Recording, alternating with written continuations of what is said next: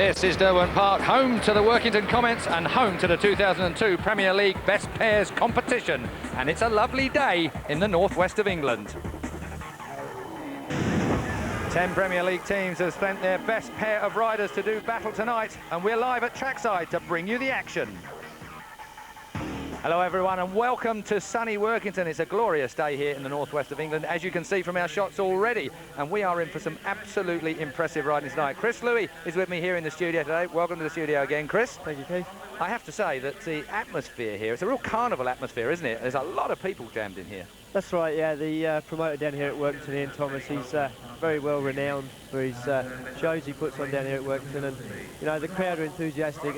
Like you say, it is a carnival atmosphere. They were rolling up at sort of 3-4 o'clock this afternoon ready for this, and there's a lot of expectation on this meeting, I think. Well, indeed, surely Workington Comets pair must be favourites.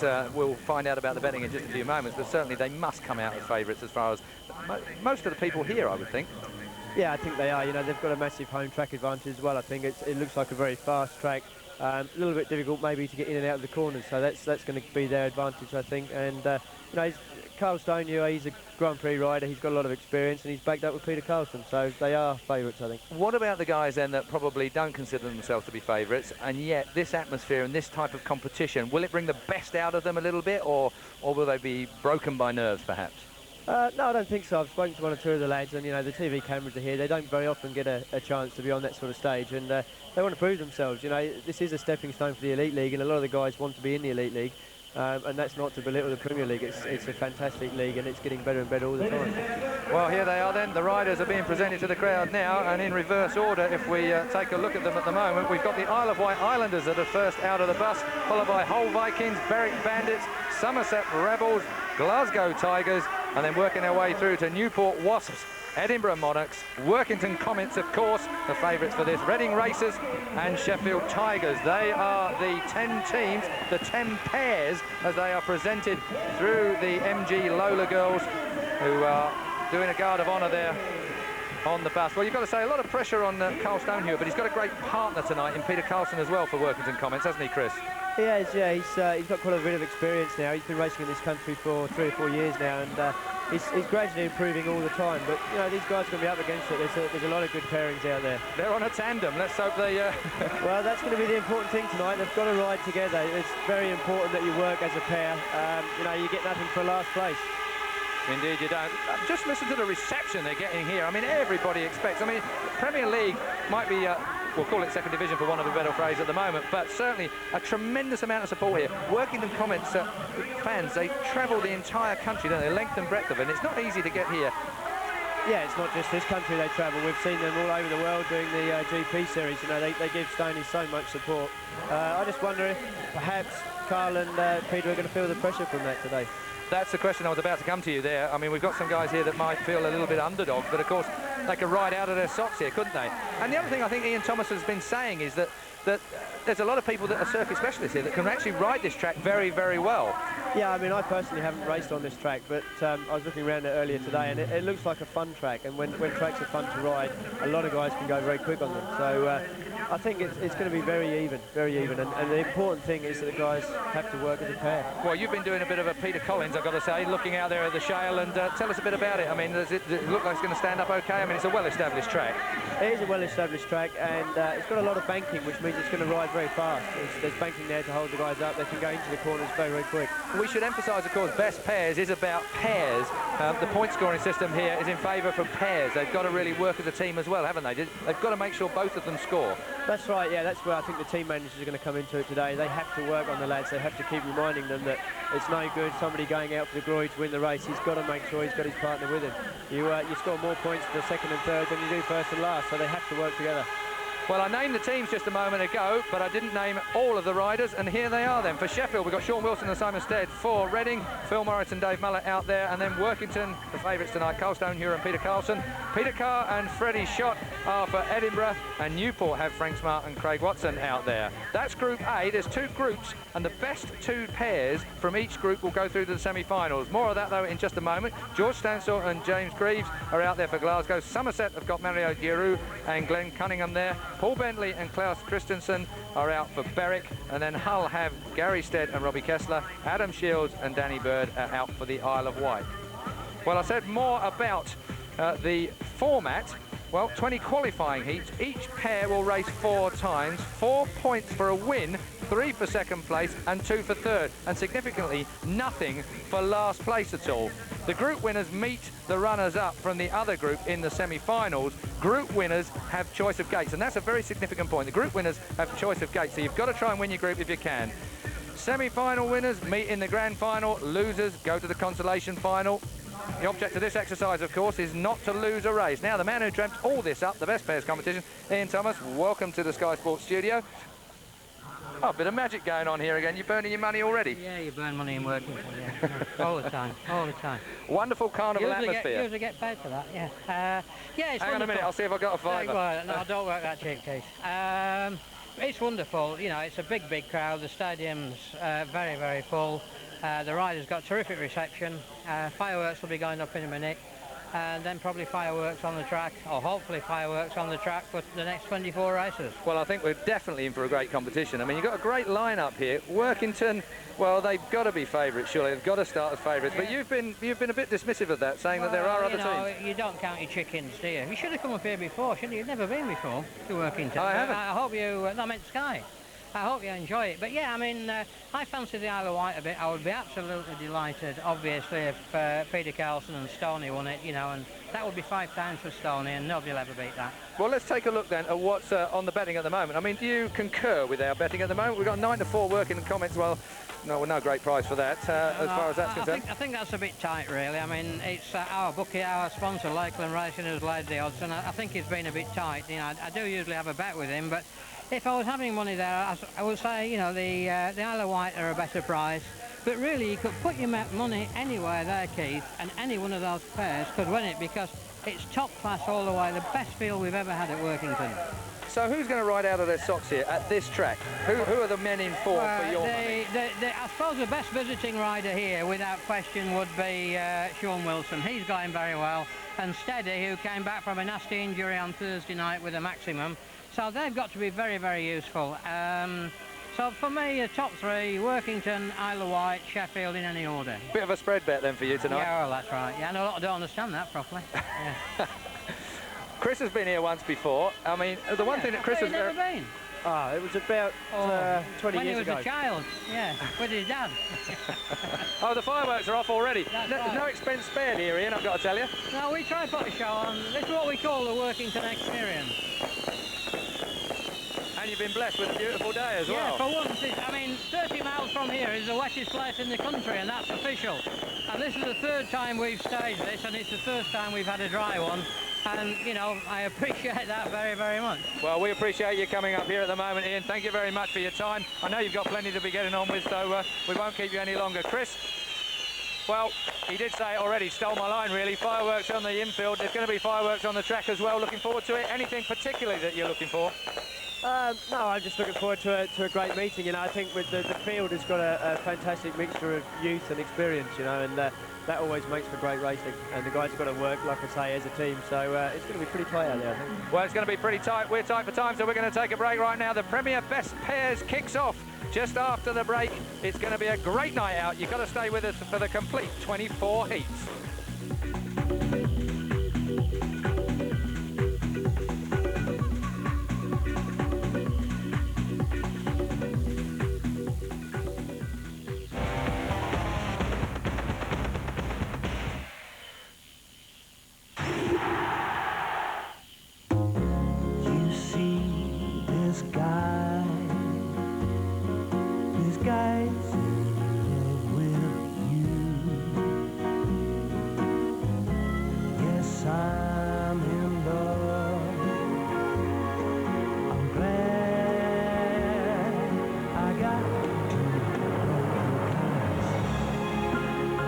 Back.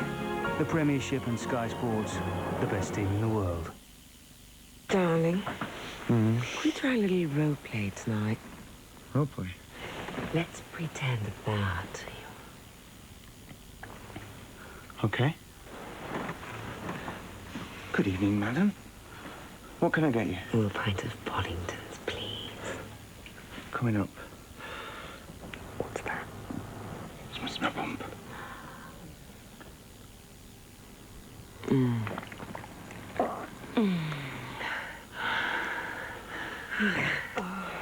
That was lovely, darling.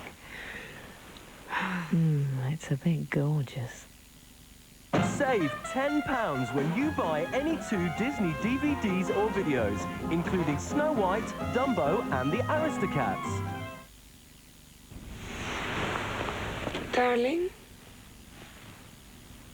I'm just changing the barrel.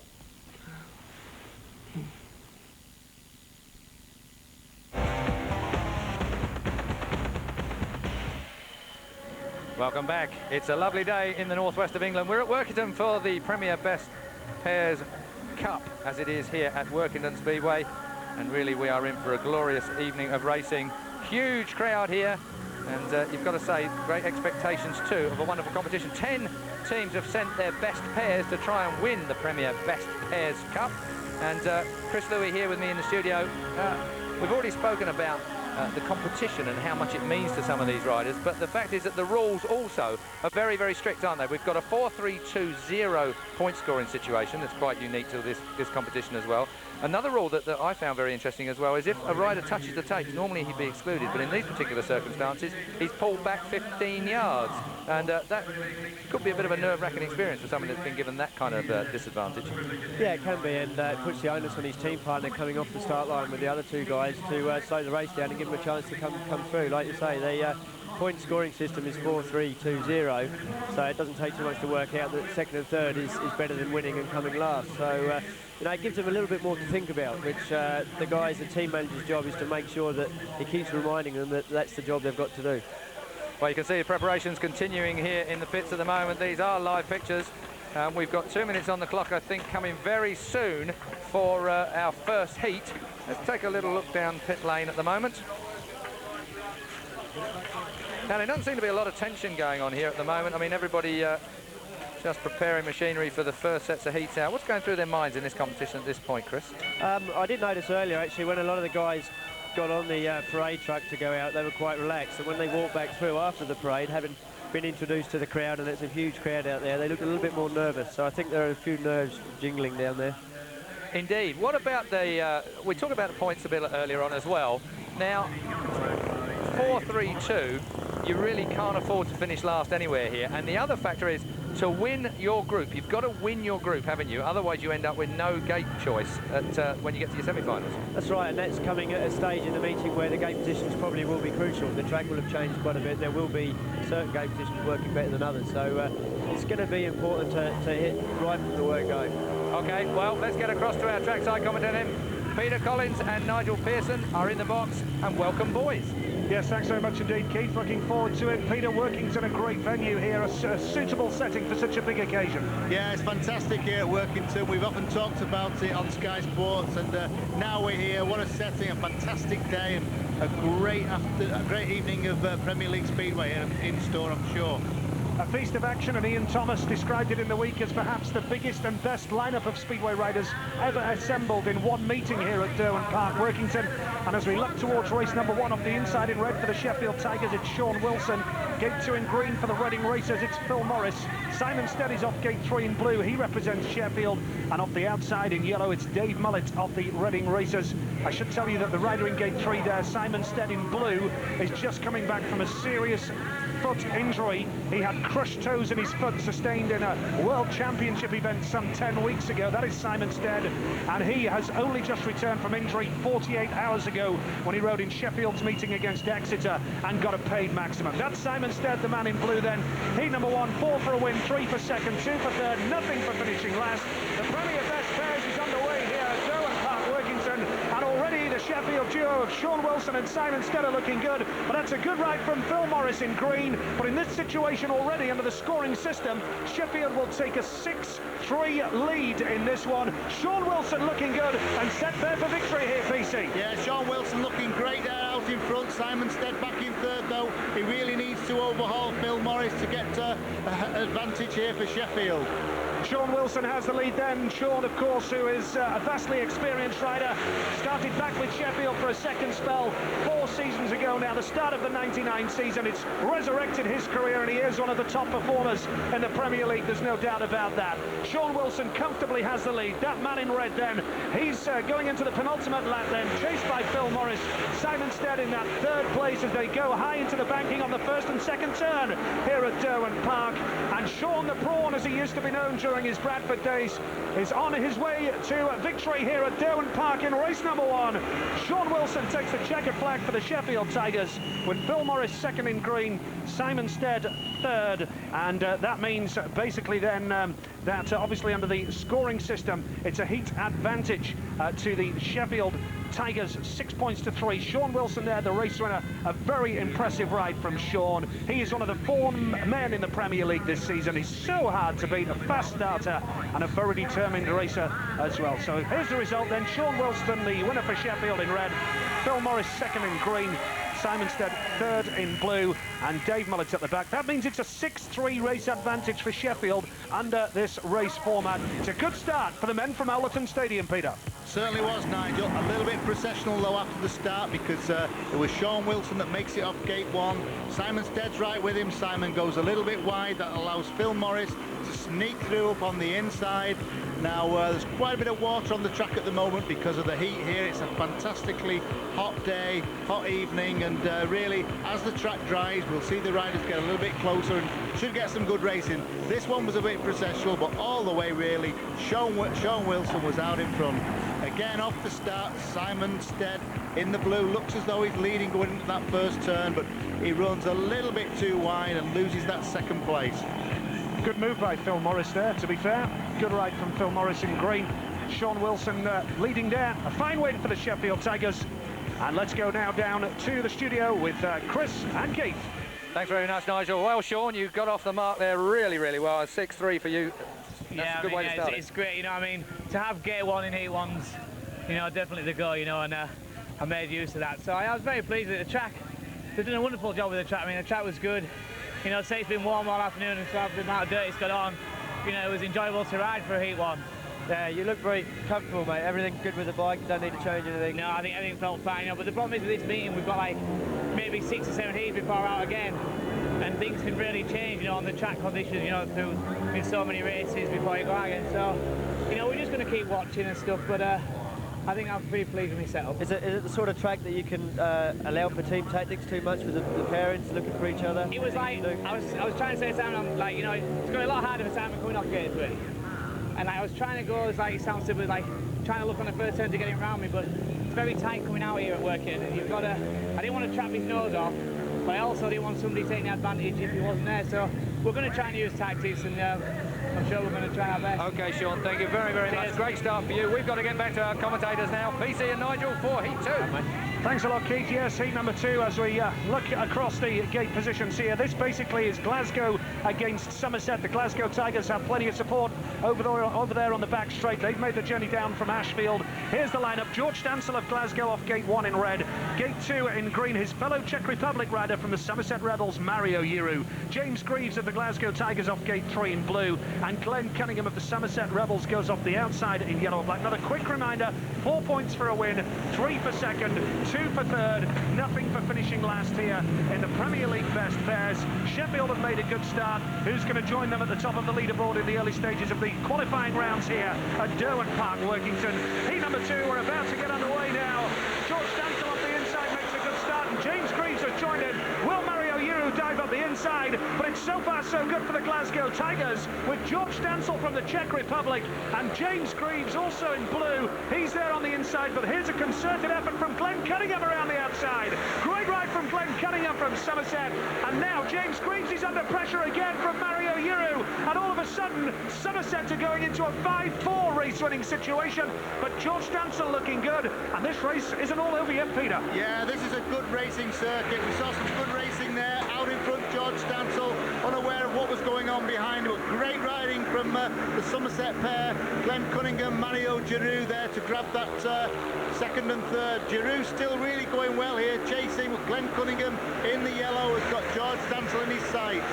They're into the final lap of race number 2, and George Stansel, who really has been a revelation in the Premier League with Glasgow this season, he's just signed for them on a full transfer, but this will only be good enough for 4 points for Glasgow. Somerset will take 5 points because they're going to get second and third place here. Glenn Cunningham and Mario Giroux have worked so hard there, and James Greaves will be disappointed at the back with that one. It looked at one stage as though it was going to be a 7-2 perfect situation for Glasgow, but Somerset there, by getting second and third, that's what team riding's all about. They have bounced through and have got the better of Glasgow. That was superb speedway in heat number 2, but George Stansel, a very impressive ride from that young man. As we say, just joining Glasgow on a full transfer from Wolverhampton recently. He's the race winner in red. Second in yellow and black was Glenn Cunningham. Third was Mario Giroux for the Somerset Rebels. That's 5 points to Somerset. James Greaves at the back, that's nothing. 5 for Somerset, 4 for Glasgow, and that was an entertaining race. It was. We can't have a drawn heat in this system because out in front, George Stansel is going to get the 4 points, but the other two, they end up with 5, getting second and third place, because this race that goes on here, James Greaves is in second place for Glasgow behind his teammate, but here a great move from Glenn Cunningham round the outside, round that banking here at Workington, pulls that tear off down. He was able to get a good bit of grip there. Now Mario Giroux comes inside of James Greaves on the pit turn there to grab that second, third place, and really that was an advantage there for the Somerset pairing, but a good ride from the winner, George Stansel.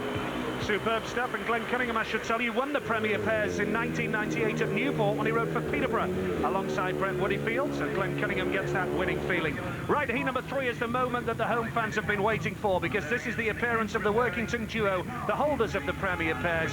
Carl Stonehewer, there he is, the man in red. He is a legend here in Workington. Just listen to the fans as Carl Stonehewer approaches the start line here. He really has built up celebrity status here in Workington, hasn't he, Peter? Yeah, he has speedway here in Workington. They're just absolutely crazy on this sport now. I mean, they've actually reopened in 1999. They've been shut down a long, long time. I raced here in the old days, and I know Gary Havelock's father, Brian, has got a street named after him here. Brian was a real top dog here in the 70s during my time, but such a lot of sponsorship here as well as all kinds. J. Edgar's, Kirkland Carpets, HI Tyre Services are really sort of behind these riders, and you know, there's a lot of good sponsorship going on at the moment. Carl Stonehewer is off the inside in red for Workington. Peter Carr off gate 2 in green for Edinburgh. Gate 3 in blue for the Workington Comets, Peter Carlson, and Freddie Shott off the outside in yellow and black, back with the Edinburgh Monarchs this season after quite a long spell with the Bellevue Aces. And this lineup, every lineup, is full of top quality Premier League performers, riders who are very capable indeed in the Premier League, and none more so than that man in red off the inside, Carl Stonehewer, determined to retain that title here tonight, along with Peter Carlson. Freddie Shott taking a bit of time to settle down on the outside, making 1 or 2 last-minute adjustments for the Edinburgh Monarchs. That is Freddie Shott, main day for them off the outside. Stonehewer then off the inside, and it's not such a good start for Workington. Stonehewer has missed the start on the inside, and it's the Edinburgh Monarchs duo of Peter Carr and Freddie Shott who've made a fantastic start, and Workington now have got a lot on their plate here. This will see how much home advantage counts here. This is very much going Edinburgh's way. Yeah, Peter Carr in the green, having a great team right here. He's in second place, but his teammate, he's shepherding his teammate Freddie Shott now into the lead. Peter's covering. Peter's almost 40 years old, but Carl Stonehewer's just sneaked round the outside of him. Great ride from Carl Stonehewer in a similar situation to the one we saw Glenn Cunningham earlier. Out in the dirt, got the drive, and Stonehewer has split the Edinburgh pairing, and now at the back, Peter Carlson is coming on strong.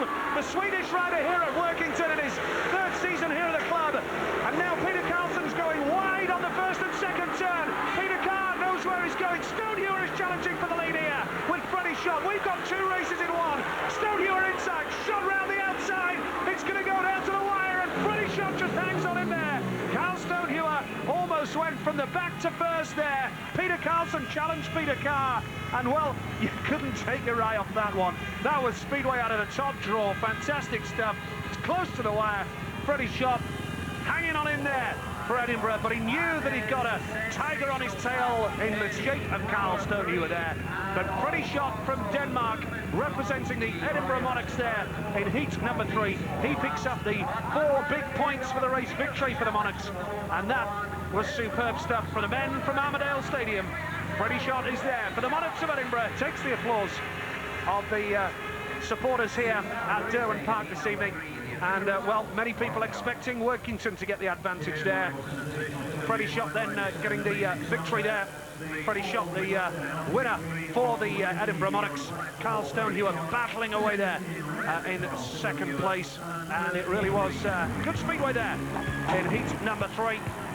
And I can tell you certainly that Edinburgh Monarchs have surprised Workington there. That's fair enough, isn't it? Yeah, they did. Peter Carr made a great start. He's actually leading around this corner in the green. He's in front, and now he looks across for his teammate. Basically, he paid the price here because he's team riding, he could have sped off, but he lets his teammate Freddie Schott come round the outside of him. Now, Freddie Schott takes that lead up, but all the time, Carl Stone is pulling back that extra ground here in the red, coming round the outside. He knows this circuit really, really well, but all the time there, Peter Carr in the green, hanging on to that second place. But here is a big move now round the outside for Carl Stonewer, and sneaks through that little gap there just as they're coming onto the home straight. And from then on, really, Peter Carr was in trouble because now he was left there for Peter Carlson to get by him. But here, Stonewer really has a great ride up the inside there. It looks as though he's going to go past Freddie Schott, but a very brave last turn here from Freddie Schott to run wide. Carl's a little bit down low. He can't quite get to that grippy part of the circuit because Freddie Schott's on it, and over the finish, it was Freddie Schott that grabbed the win, but it was close. Superb speedway. Let's just confirm the result there for you. Freddie Schott, the winner, with 4 points. Carl Stone, was second. He gets 3 points after all that hard work. Peter Carr got 3rd place and 2 points for the Monarchs. Of the brave effort there of Peter Carlson from Sweden for the Workington Comets. That's 6-3 for Edinburgh then. They win that race. And Carl Stone is in the studio with Keith and Chris. Thank you very much. Only 3 points, Stoney. I tell you what, that was a hard one. 3 points at that. Yeah, it weren't a good score for us, really. You know, there again, Edinburgh got 2 great guys inside. You know, a pair of Pete and Freddie are good riders.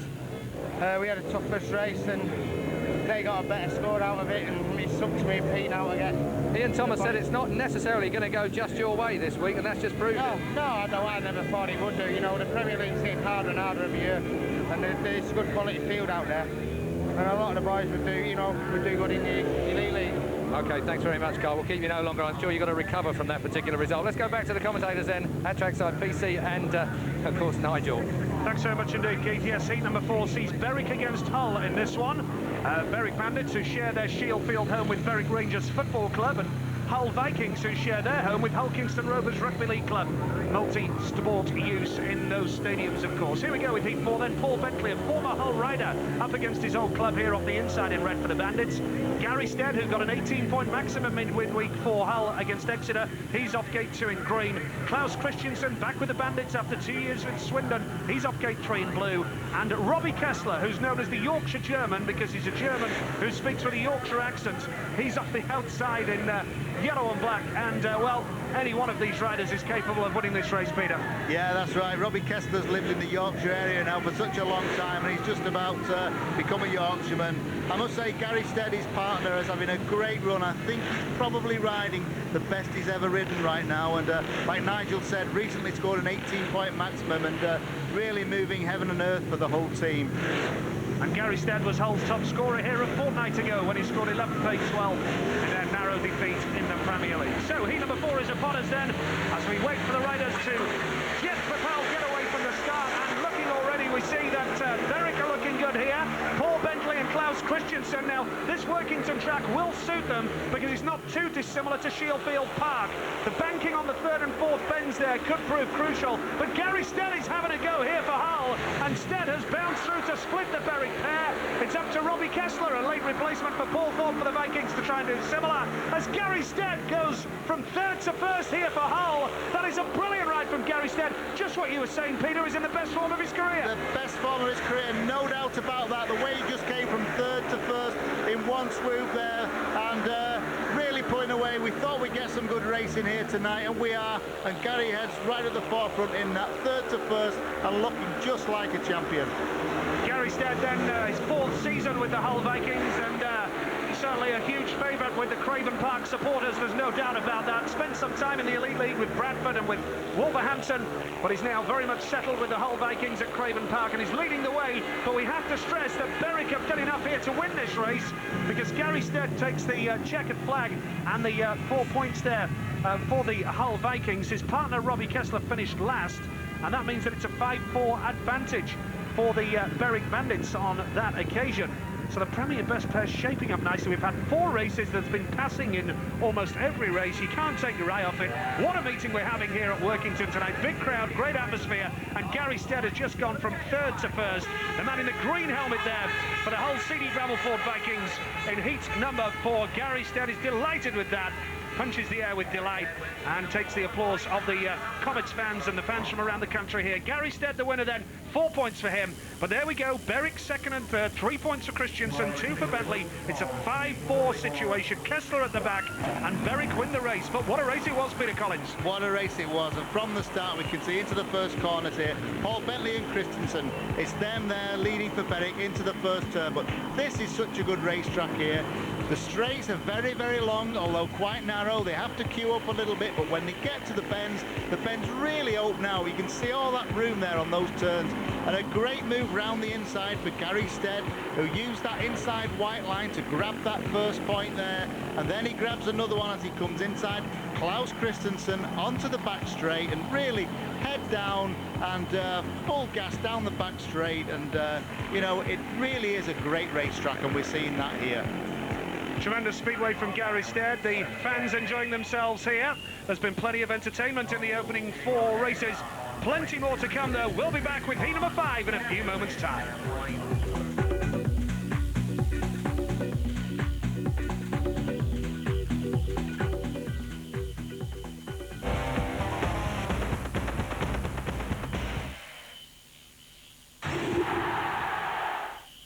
This Sky One Sunday Pop Years takes us back to 1995 when Robbie left Take That. It induced a kind of mass hysteria among teenagers. All of a sudden, boys don't come into the picture. Then at 9...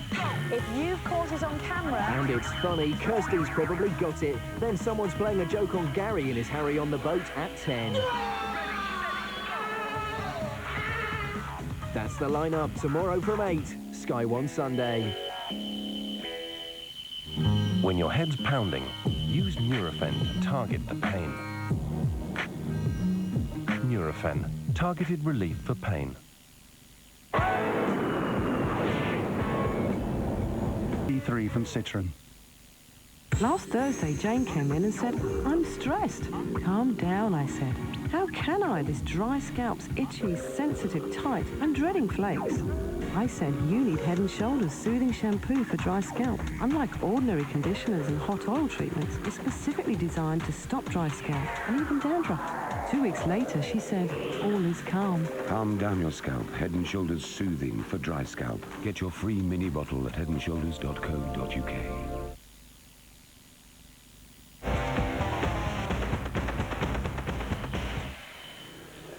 Welcome back. Well, the sun is just going down on Workington, but that doesn't mean that it's getting any less hot out on the track. We've got Heat 5 coming up now. Phil Morris, Dave Mullett, Frank Smart and Craig Watson. In the commentary, of course, Peter Collins and Nigel Pearson. Yes, heat number 5 sees Reading Racers against the Newport Wasps. And, well, again, this is a top-quality lineup. Every race is just top quality. The top Premier League riders in direct opposition here. Heat number 5 coming up then with Phil Morris and Dave Mullett representing the Reading Racers, and Frank Smart and Craig Watson, many people's dark horses to take the title.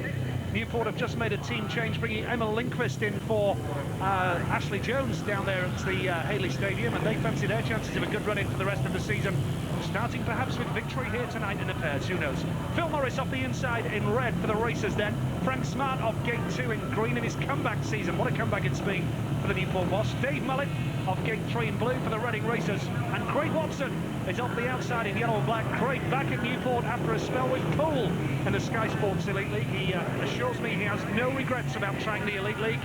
He's tried it, he's had a go, and Craig is doing the business in the Premier League again now. Yeah, he is. He's certainly one of the prolific Australians here in the Premier League, and he's having a great season again for Newport, really doing the business. Very, very accomplished rider and lots of experience. This is Newport's first appearance of the night. Reading already have been out once, got 3 points, and the race is looking good here now with Dave Mullett. What a start from Dave Mullett. And bouncing through now, it's that man in green, Frank Smart, and Craig Watson and Frank Smart working hard here. 2 races in 1, taking the lead here.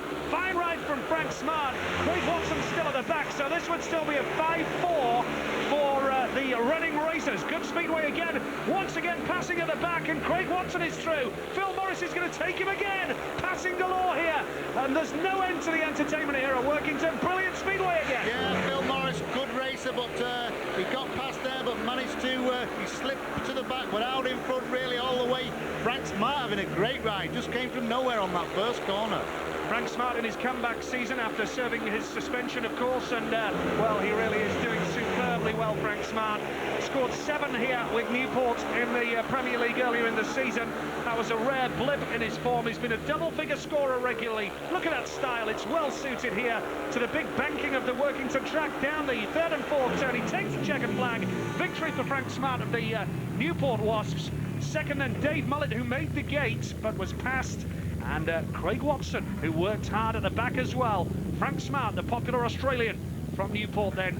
He will celebrate victory there. A fine rise for Frank Smart, a fine ride for Frank Smart in heat number 5. And Craig Watson joining him in 3rd. That is an advantageous situation there. Frank Smart, the winner, 4 points for Frank Smart. 2nd, Dave Mullett, he's the rider in blue. And 3rd, Craig Watson, the rider in yellow and black. And that means that it's 3 to Reading and 6 to Newport.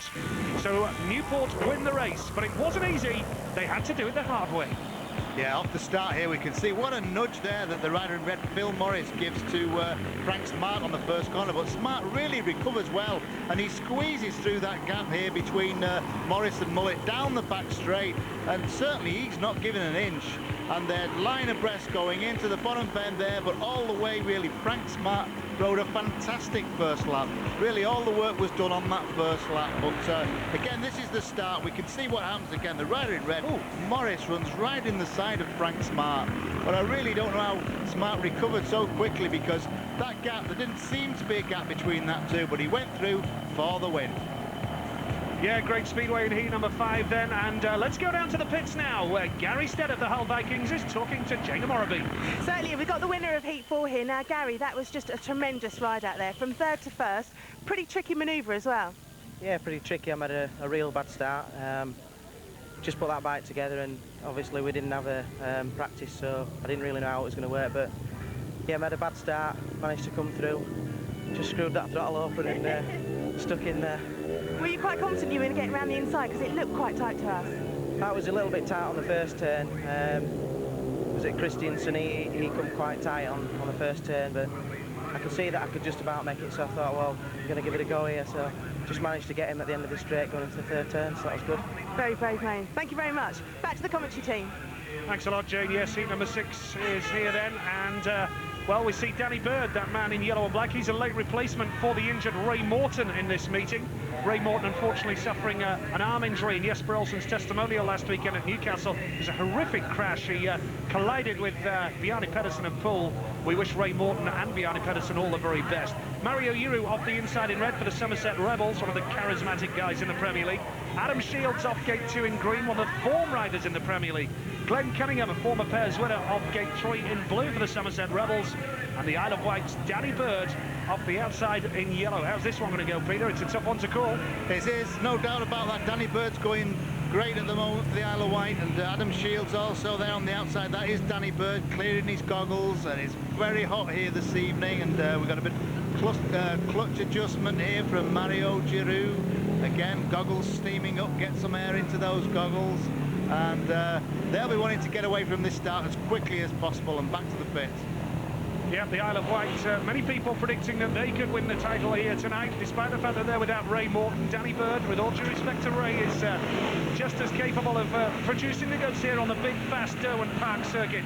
The Whitelink Islanders of the Isle of Wight up against the Rebels of Somerset here in heat number 6. And it's Somerset who made a good start there with outside, and now down the back straight. Danny Bird is there to get third place, and the Isle of Wight Whitelink Islanders have worked hard, and they are now in the advantageous situation here. Mario Yu is splitting the Islanders duo. Glenn Cunningham is at the back struggling here, but Adam Shields looking very, very impressive. He is. He's having a great season, Adam. He's really stamping his authority on this league this year, and way out in front, looking so much in control, looking back at the opposition. He's probably leading by about 50 metres here, Nigel. Adam Shields from Australia, who has been making regular guest appearances in the Elite League this season. He's been a man in demand, one of the busiest riders in British Speedway. That man in green, just look at him go. He's got a great racing style. They're going into the final lap. Adam Shields has the lead. Second place, Mario Uru for Somerset. Third place, Danny Bird for the Islanders of the Isle of Wight. And I'm pleased to report there's a few Islanders fans that have made the long journey up here to Cumbria tonight, and they've been rewarded there with a race advantage, with Adam Shields taking the checkered flag, Mario Uru second, and Danny Bird battling his way past Glenn Cunningham there. The Islanders, who are strongly fancied tonight, Adam Shields celebrating his victory by almost clashing into the fence there. Nice bit of manoeuvre there to get away from that, but Adam Shields is delighted with that, quite rightly so. It's a fine ride from him, and the Islanders of the Isle of Wight have come a long way here tonight. They've come a long way in the sport as well over the course of the last 3 or 4 years. They're one of the major forces in Premier League Speedway, and Adam Shields takes the applause of the Cumbrian supporters here tonight. Adam Shields is the winner in green. Second for the Somerset Rebels, Mario Uru, and third for the Islanders, Danny Bird. That's a 6-3 in favour of the Islanders. Yeah, certainly Adam Shields, another one of these Australians here doing so well. Danny Bird on the outside actually lifted. He was in the yellow there, bit too wide on that line, but not so Adam Shields. A great line there, right in that dirt, down that back straight, and sort of leaning off the side of the bike. Again, this is the start. It's Shields in the green that just gets there. Again, it looks as though Mario Giroux in the red is having the best ride, but the quickest line was Adam Shields' line round that outside, and just pulls straight into that lead and down the bottom bend there, up the banking, lets that bike run out there, pulls it back down the back straight here, and looks behind. Yes, you've done all the work and you're going to win this one. Seen some great racing tonight. There is Simon Stead, the man in blue. This is the clash of some big guns here. Sheffield against Workington. And you've got Sean Wilson and Simon Stead for Sheffield. You've got Carl Stonehewer and Peter Carlson for the home side at Workington. Carl Stonehewer in the green helmet cover. There is Simon Stead, the British under-21 champion, highly rated as perhaps a potential Grand Prix rider of the future, Steady. And well, it's just a question really of how much that foot injury might play on Simon's mind tonight, perhaps in such a big meeting, Peter. Yeah, I mean, it is Simon's right foot.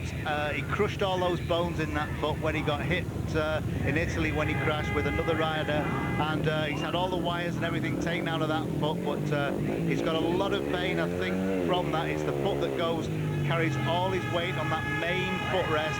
It isn't that foot, it's the one on the other side, on the footrest side of the bike. But I saw him at Sheffield have a practice, and he looked as though he hadn't been off the bike. He really did look $1 million. He scored a maximum on Thursday in his first meeting back, and I'm sure it won't be long before he is again on fire. Yeah, I saw Simon in action on Thursday night at Sheffield. Very impressive. Off the inside in blue he goes. But then off gate 2 in green is that man Carl Stonehewer of the Workington Comets. Gate 3 in red is Sean Wilson of the Sheffield Tigers.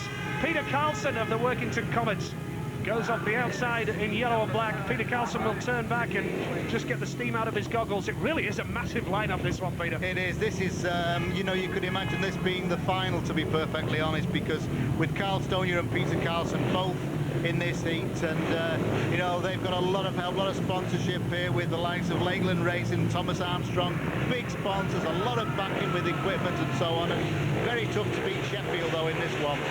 So a big heat number 7 here, then Workington looking to bounce back after a poor start for this meeting, but Carl Stonehewer has made the start there. He'll take Sean Wilson wide. Wilson will try and take him around the outside. Stonehewer shuts the door. Peter Carlson is in 3rd place. Wilson goes up high into that banking, and look at that for a ride from Sean Wilson, using his knowledge of the track. And of course Sean used to ride at Bradford when he was in the high banking then, and he's used it to perfection there, Peter Collins. Yeah, Bradford was the last track that we had with a big banking, very similar to this, to be perfectly honest.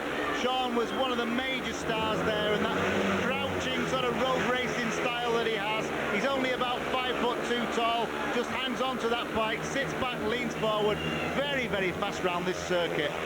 And Sean Wilson is one of the most popular visitors here to Workington because he's guested for the Comets on a few occasions. He's into his last lap now, but we must stress that Workington are in at the advantage situation here because Sean Wilson is currently on 4 points in the position that he's in, and it's going to be a 5-4 to Workington because Simon Steady's at the back.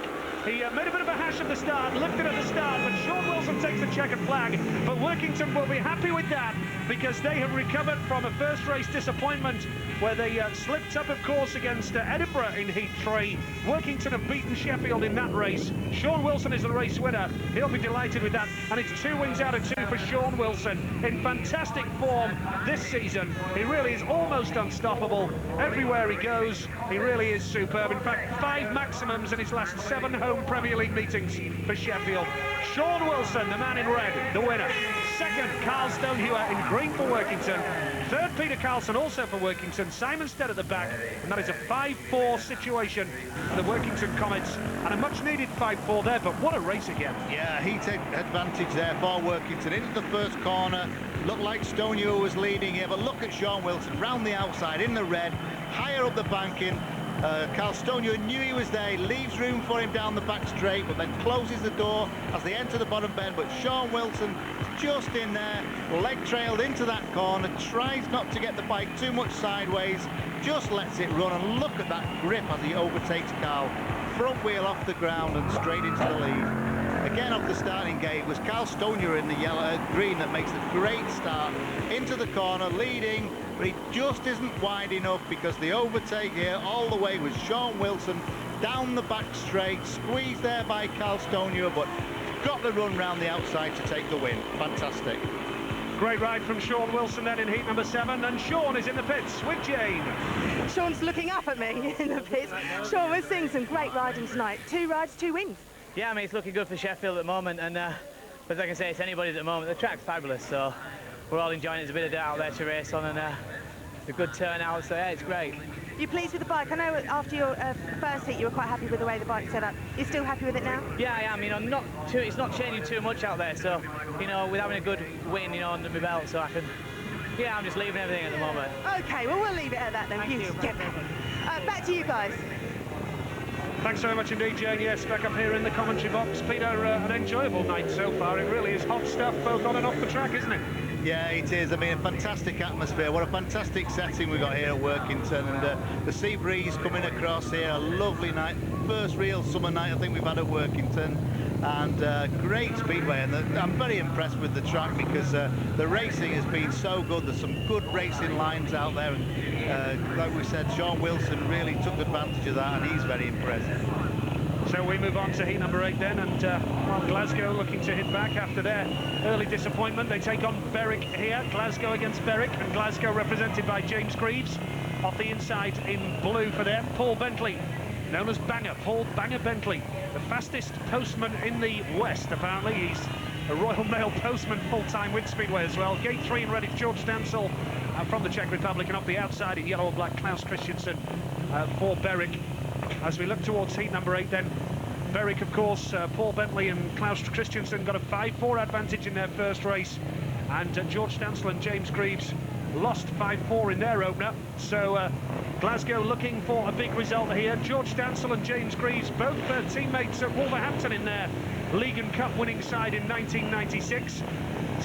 Greaves still on loan from Wolverhampton to Glasgow, and Stansel has just, as we said earlier, joined Glasgow on a full contract here. So it's Glasgow against Berwick. Heat number 8 then of this Premier League Best Fares qualifying round at this stage. And Paul Bentley's off the start, a fine ride from him. And Klaus Christensen is struggling at the back. And George Stansel and James Greaves have done enough there to get themselves into a 5-4 winning situation. 4 points for a win, 3 for second, 2 for third. But Paul Bentley looking very good indeed here. He certainly is. He knows this place very well, been around a long time, always based up in the north and out in front there, knows the quick way around this circuit. George Stansel in second place though, he's not too far behind him. He's very, very fast, as we saw in his first ride. Paul Bentley, who celebrates his testimonial up at Shieldfield Park, or across at Shieldfield Park from here, Berwick, in September. One of the most loyal servants to British Speedway, never lets his side down, always a rider you can rely on, and Berwick are relying on him here with a race victory with 1 lap to go. A potential race victory for Paul Banger Bentley, leading the way in green. He's under pressure, though, from George Stansel in the final lap here. James Greaves is still third, so that would be a 5-4, and that would win the race for Glasgow. Paul Bentley is going to take the checkered flag. Fine ride from him. So Paul Bentley is the race winner there, 4 points for him. George Stansel second, James Greaves third, and Glasgow get themselves back into it after their first race defeat. Berwick have won the race in terms of Paul Bentley getting the checkered flag, but as a pair, and this is what this competition's all about, as a pair, it's Glasgow who win the race, 5 points to 4. We'll confirm the official result for you. 5-4, as we say, in favour of the Glasgow Tigers in heat number 8. Paul Bentley is there celebrating then. He's the winner in green for the Berwick Bandits. Second in red for the Glasgow Tigers, George Stansel. Third in blue was James Greaves, also of the Glasgow Tigers. Nothing at all for Klaus Christensen at the back in yellow and black. 5-4 to Glasgow, and well, they'll be a lot happier with that. Puts them in the frame for qualification. But from start to finish, Paul Bentley, superb. Yes, Nigel, into the first corner, really all the way in the green. Paul Bentley, bit low down there, but he's got some nice grip low down. Stansel in the red, really stalking him there out wide, down the back straight there. Stansel very, very quick. He's a big success this year at Glasgow, although they still sat at the bottom of the league table, but he and James Greaves have both been going really good for them, but he can't do enough here to catch Paul Bentley, who's out in front and going for the win. So good ride there from Paul Bentley. The crowd enjoying themselves here, and we've seen some excellent entertaining racing already here tonight. It's a great night for Speedway here in Cumbria at Derwent Park, Workington, and we've got more on the way in a few moments' time.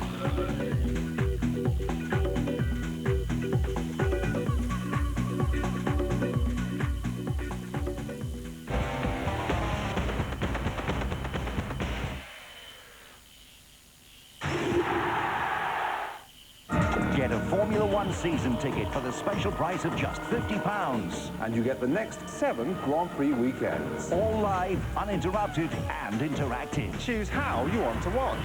Follow the leader. A battle down the field. Come to the pits. Or travel on board. All at the touch of a button. And for just £50. Next, the French Grand Prix. Order your season ticket now. Call 08702 418 111 or see channel 434. Hi, Gus. Coming at the game today? Sure, Jody, you bet. Hey, you want some of my Dr. Pepper? Golly, nah. Come on, what's the worst that could happen? Oh, what the heck?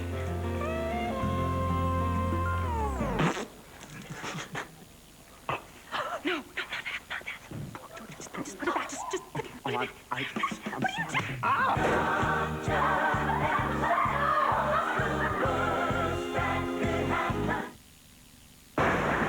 Mr. Cox got Halfords to fit his car stereo. Unfortunately, Mr. Davis decided to do it himself.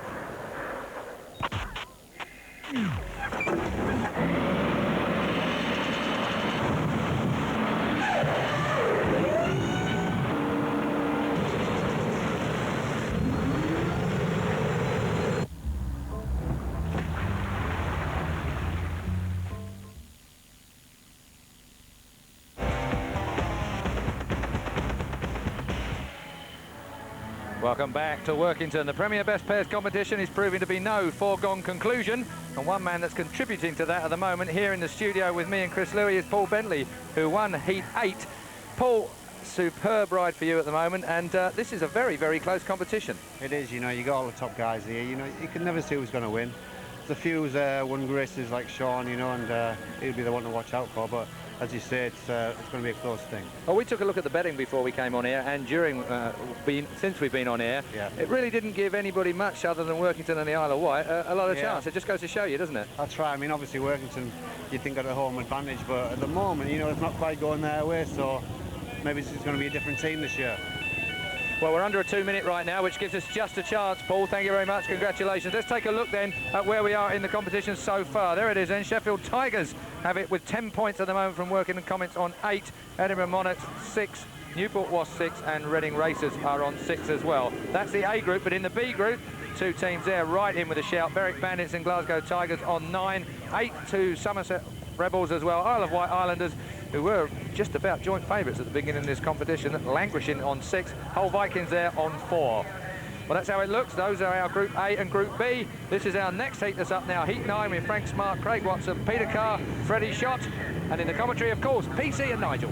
Thanks a lot, Keith. Yes, heat number 9, and an interesting point as well. If the teams do finish level on points, then it all goes down to who beats who in the qualifying races. So in the last race, we saw Glasgow beat Berwick 5-4. If Glasgow and Berwick finish level, then it's Glasgow who would go through. Right, heat number 9 then in this next race then. Frank Smart on the inside in red for the Newport Wasps. Freddie Schott off gate 2 in yellow and black for the Edinburgh Monarchs. Gate 3 in blue, it's Craig Watson for the Newport Wasps. Peter Carr goes off the outside in green for the Edinburgh Monarchs. Last time we saw Edinburgh, of course, they made a great start. They got the better of Workington. And Edinburgh are past winners of the pairs. They won it back in 1986 with Doug Wyer and your brother Les Collins, Peter. That's right. We've been involved over the years. I mean, we did start this competition in 75 at my old track at Bellevue, which was won by Newcastle, and that was Tom Howen and Gary Havelock's dad, Brian. Ian Thomas, the man who's in charge here at Workington, invented this competition, and it's certainly producing plenty of good speedway here tonight. And the Newport Wasps have made a dream start to heat number 9.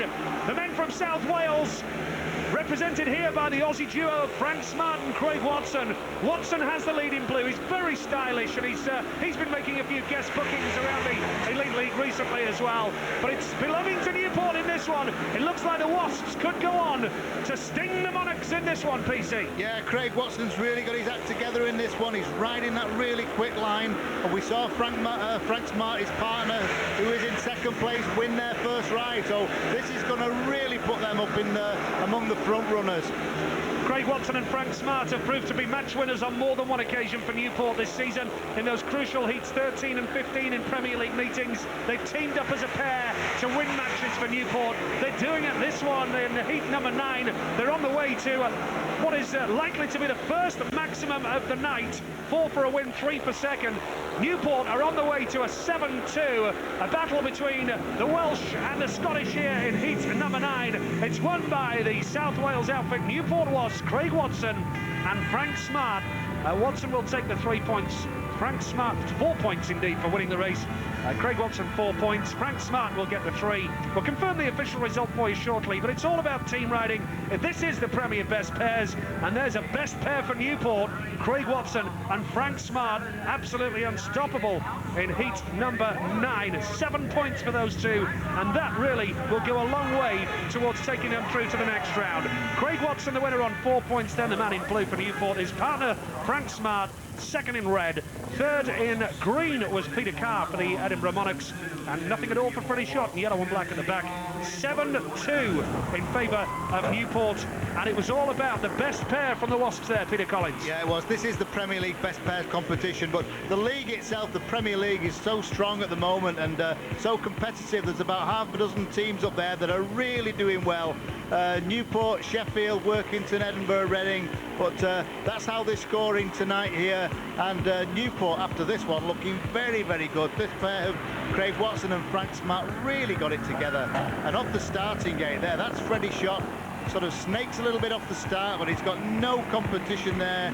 He's no match for Frank Smart into the first corner, and Craig Watson really got it all together. Probably changed gear on his bike. He even looks as though he talked to his teammate there down the back straight, and they know they're onto a first and second, and a big heat advantage for Newport. Newport struggled last season, and they brought back Frank Smart and Craig Watson, former riders, and they're doing the business here. Just look at the crowd here tonight at Derwent Park. Big, big crowd, and a great atmosphere. Everybody enjoying themselves here in Cumbria tonight. But a great night weather-wise. The track's in good condition. It's all set up very nicely for a great night of speedway here at Derwent Park, which is also the home of Workington Town Rugby League Club, of course. And here tonight we look at heat number 10, the halfway stage of the qualifying races. We'll take you through the lineup then. It's Isle of Wight against the Hull Vikings here. Big race, this one.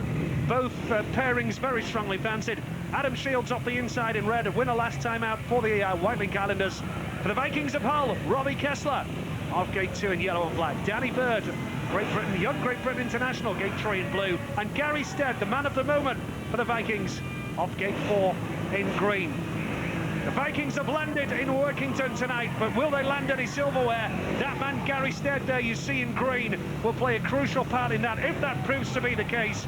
Hull so far have made just one appearance tonight, and it was Gary Stead the winner. Robbie Kessler finished at the back though. Robbie Kessler will have to do better this time around for the CD Bramall Ford Vikings of Hull in race number 10. And the Whitelink Islanders of the Isle of Wight got 7 points, of course, got in their last appearance. The Whitelink Islanders, Danny Bird and of course Adam Shields got 6 points in their last outing. Here we go with heat number 10 then, and it's a good start again from Adam Shields off the inside. Shields has the lead, and Robbie Kessler goes high and wide, so does Gary Stead, but that's a great ride from Danny Bird. Bird dives up the inside and joins his partner, Adam Shields. Will Shields look behind? He does indeed, to see where Danny Bird is, and Bird has got it all on to see off the challenge of Gary Stead and Robbie Kessler. Yeah, Adam Shields out in front there. This will probably be his second win the way he's going, but very importantly, his teammate in the blue there, Danny Bird, is right behind him, although he's coming under massive pressure here from rider in green, Gary Stead, who's trying every inch of this Workington circuit to get by. Adam Shields leading the way there. Second, his partner is Danny Bird, under pressure from the man in green for Hull. And that is Gary Stead. Robbie Kessler is tailed off well at the back and out of contention as they go into the final lap. Adam Shields leads the way with Danny Bird, his partner, second, and this looks like being a second successive maximum advantage. We saw Newport get 7 points in the last one, and the Isle of Wight are on the way to 7 points in this one as well. And that is Adam Shields and Danny Bird getting the better of Gary Stead and Robbie Kessler. Well, maybe it's the sunshine. They're used to the sunshine on the Isle of Wight. Well, not so much this year because it's been raining a lot, I'm told. But it's normally the sunshine Isle of Wight. The sunshine is here tonight, and Adam Shields and Danny Bird have delivered the goods for the Whitelink Islanders there. The Islanders strongly fancied to be up or thereabouts in the Premier League title race this season.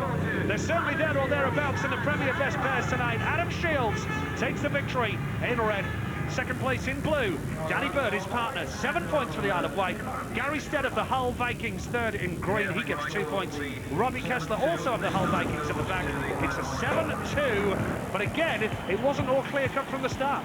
No, it wasn't. Certainly some elbowing there because it was Robbie Kessler that leads into the first corner. In the yellow, round the outside, Gary Stead's gone far too wide, but coming out onto the back straight, it's the Isle of Wight pair there. Adam Shields and Danny Bird looking so good here for this heat advantage. That first and second place, 4 for a win, 3 for a second, and they're going to end up with 7 points here to add to their Isle of Wight total, and great riding from this pair. So that was heat number 10 then, and one rider who's in great form tonight for the Newport Wasps is Craig Watson. Watto is with Jana Morribee. Certainly is. We heard you guys talking about whether or not Craig could actually change gears on his bike. You're telling me that you haven't. No, I haven't changed anything. I was a little bit, I suppose, a little bit tense in my first ride and didn't quite drop the clutch quick enough. So the second time I got it all right, you know, and focused a little bit harder, and yeah, we got away brilliant. You know, it was a really good first corner, and me and Frank just stuck in, and I knew he was pretty safe because he's quick as me, you know. So we went away with it from there. So obviously tonight's all about team riding, and that's exactly what you guys have done. We've just seen it again in the last heat just there. Yeah, well, we run our Mallet Transport sponsors as a team anyway, so we ride as a team quite regularly, and you know, we just settled in there and felt comfortable together, and we have all year, you know, so we've been working towards this day a little bit, I suppose, in the last 2 weeks, but hopefully we can carry on with it now. Okay, thanks very much. Back to you, PC and Nigel. Thanks very much, Jane. Yes, heat number 11 is coming up. But just looking at Group B here, Isle of Wight are now leaders, and this is after every pairing has ridden 2 races each. Isle of Wight lead with 13, Berwick Bandits on 9, level with Glasgow on 9 points each, of course, and Somerset have 8, and the Hull Vikings have 6. It's the Isle of Wight who lead the way, but who will join them in the closing stages, the semi-finals and the final? That's indeed if the Isle of Wight do go through. We're up to heat number 11 then here, and it's the home duo again that are out here, Carl Stonehewer and Peter Carlson. And as we saw the league table earlier, Workington do need an advantage here. Dave Mullet goes off the inside in blue for the Reading Racers. Peter Carlson, gate 2 in yellow and black for the Workington Comets. Gate 3 in red, it's Phil Morris for the Racers of Reading. And off the outside, Stoney himself, Carl Stonehewer, outside in green. Stoney on his home circuit, a legend here at Workington. He opens Christmas fates, summer fates. He turned the Christmas lights on here a couple of years ago in Workington. He really is an absolute superstar, worshipped by all the fans, young and old, here in Cumbria, Carl Stonehewer. That man off the inside in blue, Dave Mullet, very experienced rider for the Reading Racers. Heat number 11 it is then of the Premier League best pairs. And oh, we see a nudge at the start there.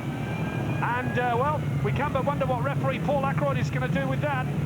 Yeah, I think to me it looked like Peter Carlson's moved there first, Nigel, for Workington. Peter Carlson just tried to anticipate that start, move forward. There he is on gate 2 in the yellow. You can see there the start marshal walks away, but there, that move there, Peter Carlson in the yellow helmet. I'm pretty sure he's going to be starting 15 metres back, and that's going to make it even more difficult for the Workington pair. But I mean, Carl Stonehewer there, his teammate, it really is going to make it an uphill battle for Workington. Yes, so Peter Carlson then, well, Peter in his opening ride got a 0, but he then joined Stoney for a 5-4 in his last one, and then Peter Carlson then is now, it seems, going to go from a 15-metre handicap, and, well, that is a regulation, a very popular regulation, I think, as well. The fans pay their money to see 4 Speedway riders in a race, and now surely a 15-metre handicap. Do you agree with that rule? Oh yeah, you're dead right, Nigel. I mean, to be perfectly honest, the people are going to see sort of 4 riders out on the track. That's what they've paid for, and basically, you know, it does make it more exciting, really, because especially if somebody, you know, is top man, you know, he can possibly come from behind and make it much more spectacular. But that is the mark. Peter Carlson will have to go right by the fence off the gate 4 position, and the other riders on the 3 other starting positions will have to move over to the 3 inside start position to give the rider on gate 4 that straight clear run from gate 4. Peter, would you have fancied your chances as a rider off 15 metres? I know round Hyde Road you'd have walked it, but round here perhaps? Yeah, I used to give him 15 metres now. Anyway, Nigel. I know, I remember. Right, heat number 11 then. Off the inside, in blue, it's Dave Mullet for the Reading Racers. Carl Stonehewer, all the pressure on him for Workington here in green. Gate 3 in red, it's Phil Morris. And Peter Carlson goes off that 15-metre handicap. He knows that he has got a big task on his hands here. A 15-metre handicap.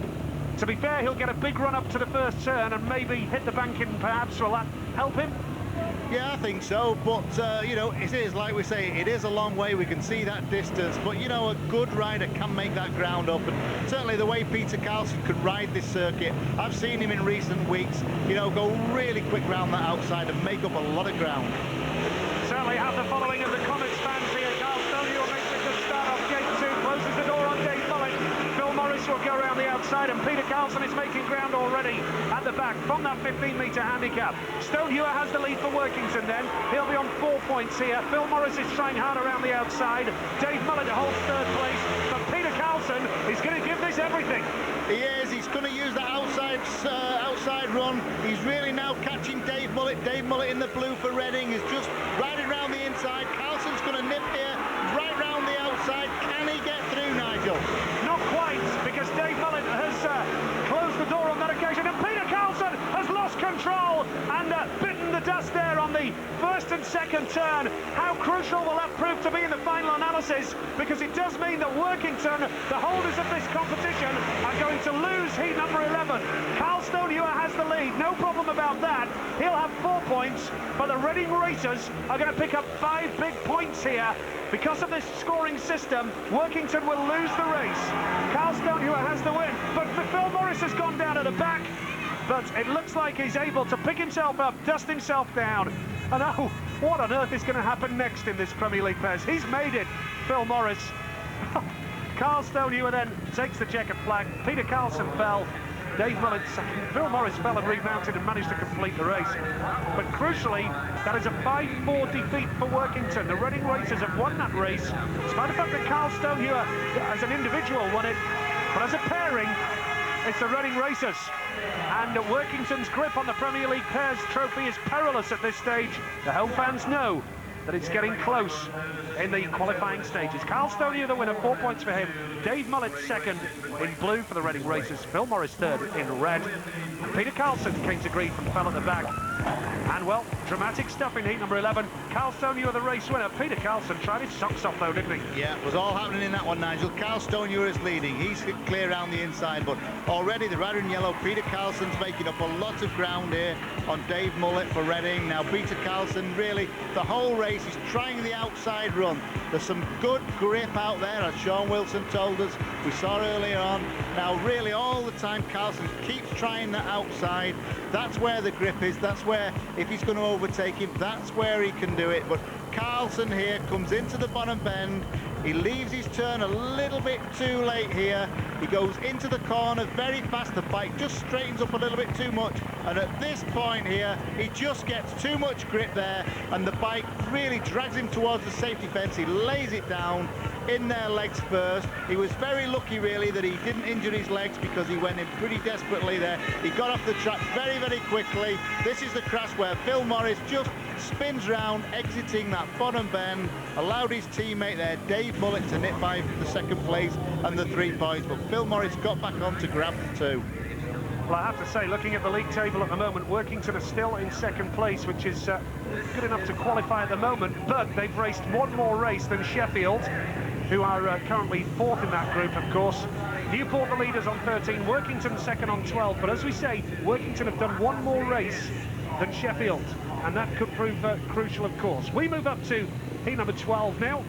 I'll take you through the gate positions. It's the Somerset Rebels against the Berwick Bandits. Somerset newcomers to the Premier League this season. Glenn Cunningham off gate 1 in blue, gate 2 in yellow and black, Klaus Christensen, gate 3 in red, Mario Uru, and off the outside in green, Paul Bentley. And I can tell you that Carl Stonehuer's win in heat number 11 was a new Derwent Park track record, so he was absolutely flying in that one. Stoney in superb form, but perhaps just a little bit of consolation there because the home fans know that they're going to need a big effort from Stoney and Peter in the last race to actually get through. So tough contest. It just underlines how hard this meeting is, doesn't it, Peter? Yeah, that track record there from Carl Stoney, that just tells us how good the condition is here at the circuit. And really, it's riding very, very well. There's good lines on the track, and it is very quick round that outside. And I know that Tony Swales here does the track, and he makes a good job of it, and certainly has excelled himself again today. Absolutely, yeah. Track in good condition.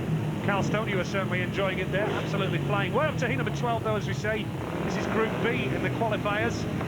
It's the Somerset Rebels, as we say, who only joined the Premier League this season after a successful spell in the Conference League and have made the grade up to the Premier League and are getting good crowds, well supported at the Oak Tree Arena every Friday night. The Oak Tree Arena just off the M5, the Somerset Rebels up against the Berwick Bandits, who race on Saturday nights at Shieldfield Park. Apart from tonight, of course, because they're here on Premier League Best Pairs business. Berwick in action on Sunday night this week at 6 o'clock at Shieldfield Park, the home of the Berwick Bandits, and as we said earlier, the home of the Berwick Rangers Football Club as well. Heat number 12 then, our starting marshal just getting the riders together and in order and getting set for business then in heat number 12 of the Premier League Best Pairs, and Berwick have made a good start again. Paul Bentley, who won his last ride. Klaus Christensen has got third place. Glenn Cunningham is second at the moment, but Klaus Christensen is battling through here, and it looks very much as though Berwick could battle through for a maximum, although Glenn Cunningham is still there to split them. Paul Bentley the leader for Berwick, Glenn Cunningham second for Somerset, and now Mario Uru has come through. It's a real battle here, and now Somerset are on a winning situation by 4. You can't take your eyes off this meeting. That's right, Nigel. Klaus Christensen then just gone back from second place right into last place, but all the way really out in front. Paul Bentley riding, going like a train out there in front, but again there's some big action coming on because we can see that the rider in blue there in second place, Glenn Cunningham, has got on the inside of him Mario Giroux, but they're both riding for the same team. They're both riding for Somerset, so this will be a good result for them as well. Yeah, at one stage it looked as though the Berwick Bandits might go on for a 7-2 maximum, but now it's turned all around because Berwick's Paul Bentley is going to take the checkered flag, but the fact that Mario Uru and Glenn Cunningham are there, they get 5 points and Somerset win that race. Astonishing stuff here. You can't take your eyes off it because if you dare do that, well, the situation can change in an instant here. It's a fascinating speedway in this Premier League best pairs, and a fine ride from that man in green, Paul Banger Bentley, as he's known out there at Berwick. And, well, heat number 12, fine stuff from Paul Bentley there. Good stuff. And we'll confirm the official result for you with Paul Bentley, the winner in green for the Berwick Bandits. Mario Uru second in red. Third in blue, Glenn Cunningham for the Somerset Rebels. Klaus Christensen at the back. That is a 5-4 race win for the Somerset Rebels there in heat number 12. They'll be happy with that. But again, in the early stages, it was looking good for Berwick, Peter. Yeah, certainly off the starting gate, Paul Bentley in the green comes from that outside. Just magnificent start on first corner. Riding there, not troubled by the opposition. Mario Giroux back in last place. Second place, though, Klaus Christensen has to give way to Glenn Cunningham, who comes really tight there down the back straight. At this moment, Christensen's still got second place, but Glenn Cunningham is going to just squeeze him here by the fence as he grabs second. Again, off the starting gate, into the first turn. A lot of action on the inside, but Giroux and Cunningham at the back, but all the way really from here on in. Glenn Cunningham comes back towards second place. Mario Giroux is just waiting really for the riders ahead of him to sort themselves out, but really Klaus Christensen was on his way to the back of the field. Here he's back into third, and really Giroux, very crucial point for him as he comes right round the inside in the red of Christensen, in the yellow. Christensen already backing off because Giroux closes the door on him there, leaves him a little bit, but just not enough to come through, and a really good result there for the Somerset boys. Yeah, good speedway, very determined action from all the pairs here this evening at Workington. 12 races gone. This meeting is on a knife edge as we approach the crucial stages of the qualifying here in the Premier Pairs. Join us for more after the break.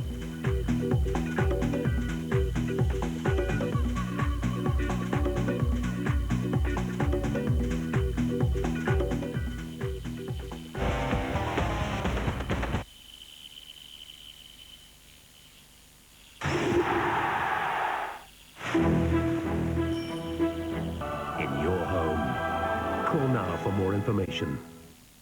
Hello, worth an extra. All aboard. Here we go.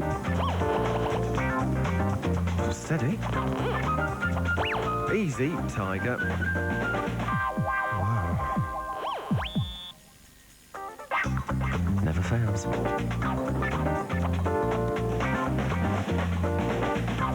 You can't get fresher than extra.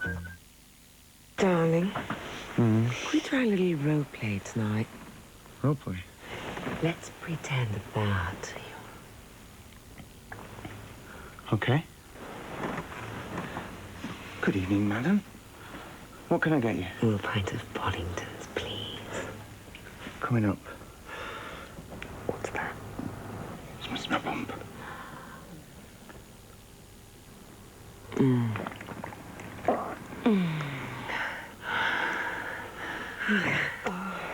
That was lovely, darling. It's a bit gorgeous. Save £10 when you buy any 2 Disney DVDs or videos, including Snow White, Dumbo and the Aristocats. In 9 days, the most dangerous weapon known to man will be unleashed, and only 2 men can stop it. We need your help, Mr. Hayes. So when do we start? Now.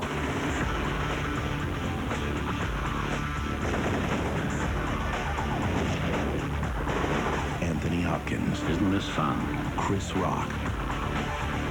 The countdown has begun.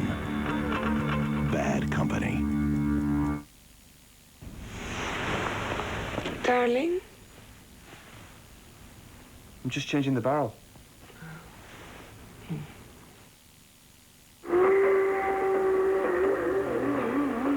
Starfleet to the scout ship. Will you please give me your position?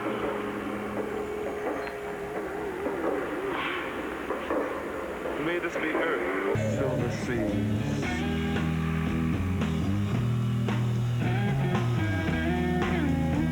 Your mysterious mountains I'd wish to see close.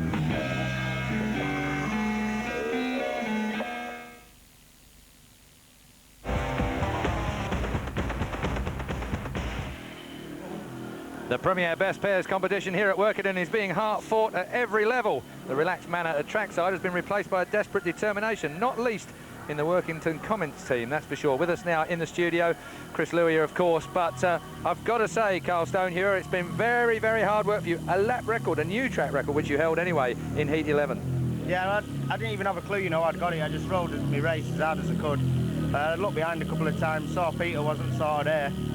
And we just haven't been able to get the setup right for the first couple of races, and I just carried on going, you know, just to basically try and get a nice smooth line and ride.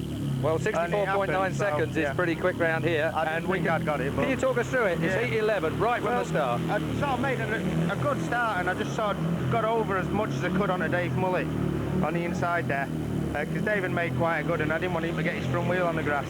And then basically here now I'm just riding round, just trying to, you know, I've done plenty of laps around here, so I know the quickest way around here. I have a look, I think it might be around now, or just to see where Peter is. You know, I couldn't see him at first, I just saw bikes and bodies, and none of them was his. I had a second look and saw he was at the back. I just thought the best thing I could do is just carry on going and, you know, just try and get me smooth ride. What's he doing there?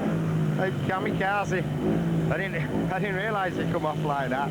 He's not happy with himself, the poor lad. Has the track got more dirt on than normal for this Yeah, meeting? they've put more dirt on it, for, you know, I don't know why, because the track's been extremely good. We've had problems with it.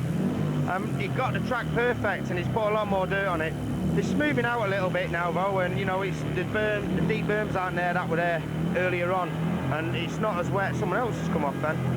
And it's not as wet as it was to start off with. Before it was a bit too wet, but obviously we've got 25 meetings and it's quite a warm evening tonight, so they're just relying or hoping that they're not going to get any dust, I think. Do you think with the extra dirt as the home pair it's caught you out maybe more than the others? Yeah, well, we've spent a bit of time trying to sort of set ups out for here, and then we got here tonight, and we might as well have had it at Sheffield, but you know, there is a lot of races, 25 races, and you know, we don't need no dust for the crowd, and we've got to keep the, you know, the dust down.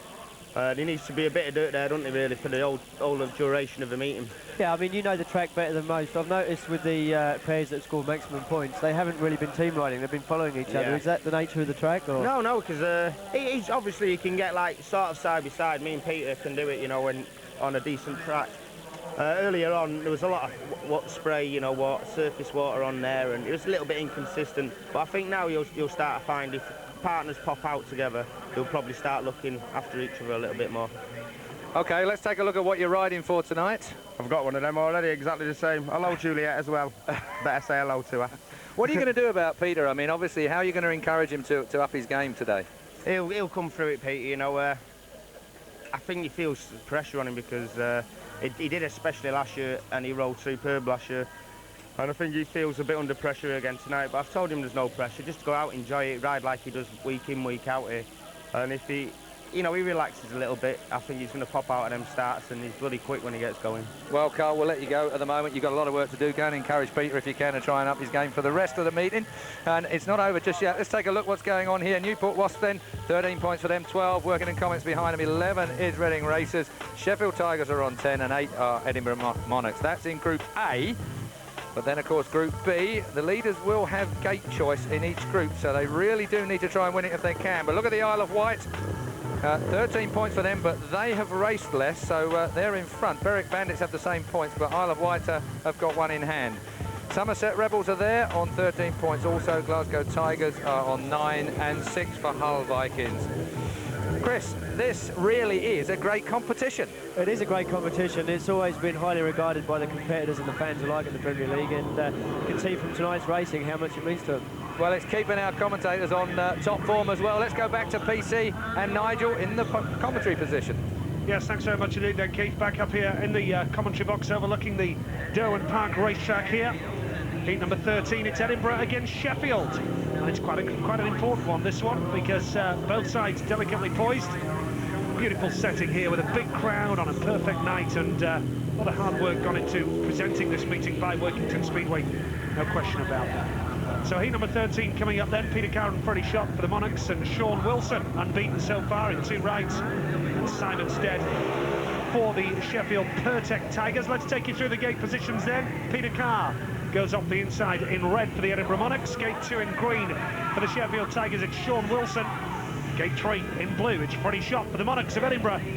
Simon Stead goes off the outside in yellow and black, and both these sides need points here to go through, Peter. Yeah, they do. I think the weak link here with Sheffield is Simon Stead. I saw him run a last in that last race, and I think really we thought possibly those injury effects he'd possibly over them, but it's obviously that he's not.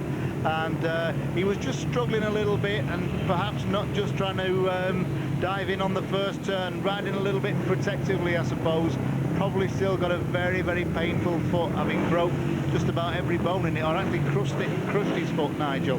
Was it about 8 weeks ago, I think? Yeah, horrendous injury. I've actually seen the x-rays of his foot, and it's quite bizarre.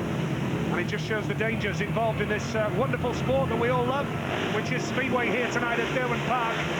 And a Premier League best pairs, heat number 13, Sheffield and Edinburgh. And it's Freddie Shot who's made the better start from gate 3.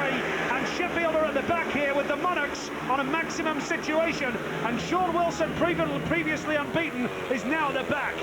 Good start from the Monarchs then. Freddie Shot has the lead. Peter Carr has second. Sean Wilson is going to try and dive up the inside now. And this could really throw the cat amongst the pigeons as far as qualification is concerned, because Peter Carr has just gone wide and Edinburgh are on a 7-2. And the form book has been thrown right out of the window here. And it's been turned upside down. Freddie Shot the leader. Peter Carr second. Sean Wilson third.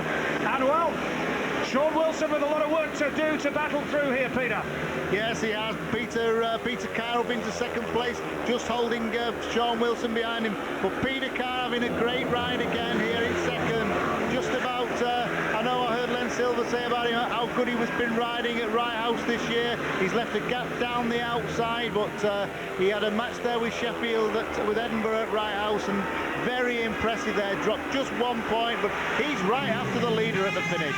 And it's a maximum for the Edinburgh Monarchs, and that is a massive boost for them and a real blow for Sheffield as they look to try and go through to the semi-finals here. The Edinburgh Monarchs have plenty of support down the back straight.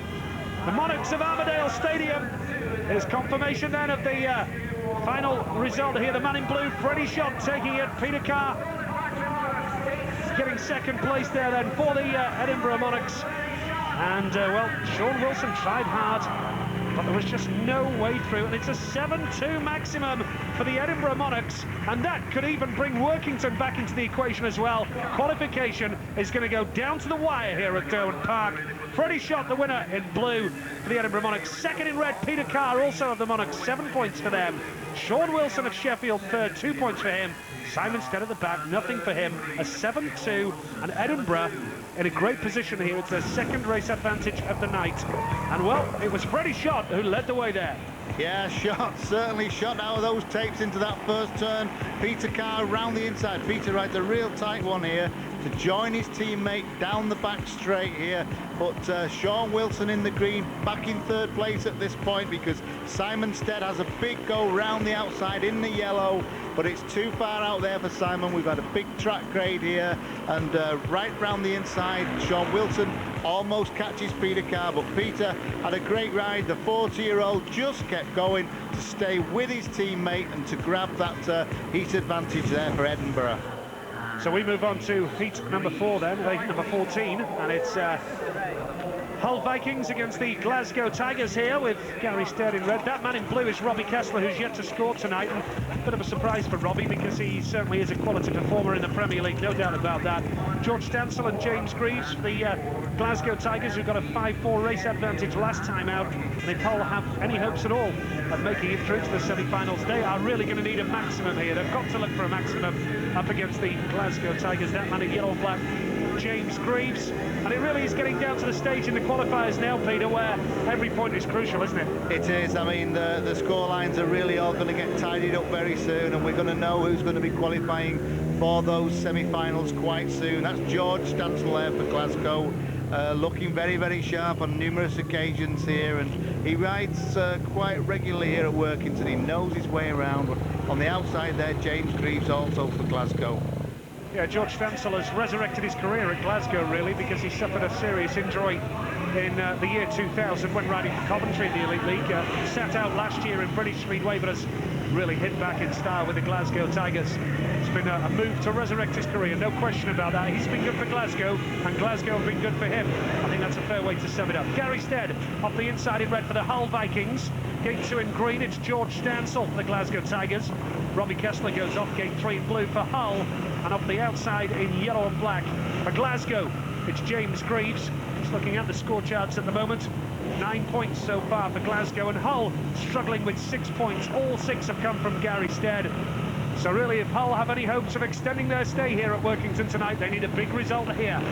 They do. Gary could certainly put them back in the hunt there. Gary Stead, no relation to Simon Stead, but his partner Robbie Kessler not quite doing the business here. If Robbie Kessler could really get there and have a good ride, and Gary could also have a win, we could see Hull right back in there.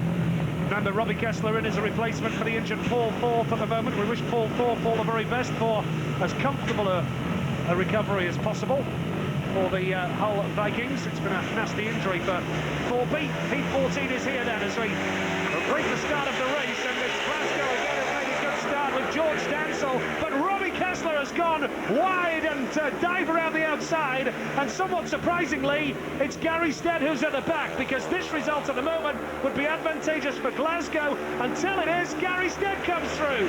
Gary Stead has got third place. Hull are still fighting here, and there's still hope for the Vikings. Yeah, certainly a great ride here now from Robbie Kessler to be leading this. Stansel's challenging, but also Gary Stead, the partner of Robbie Kessler, is right in the hunt as well.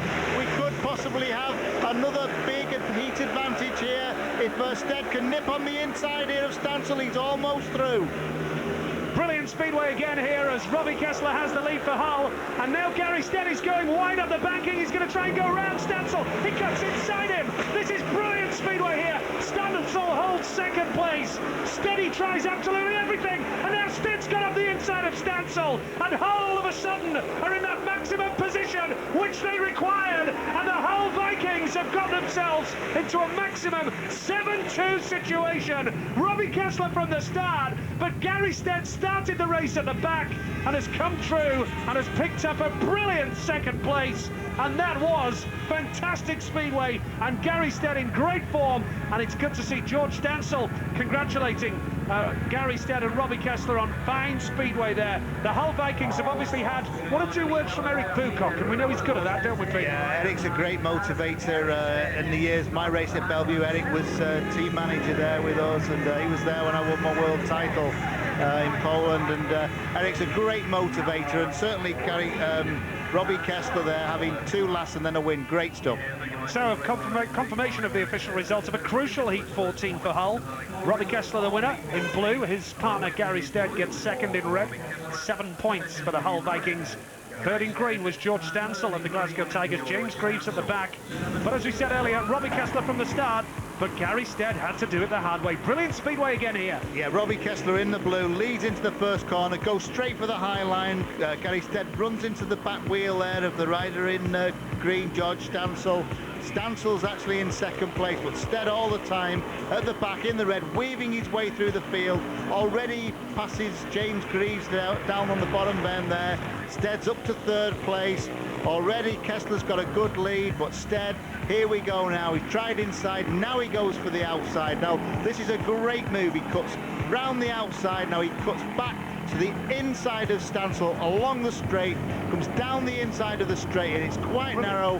When they get to the pits bend here, he rides a tight line. He's got now on the inside of Stansel. He's pushed Stansel wider than he wants to be.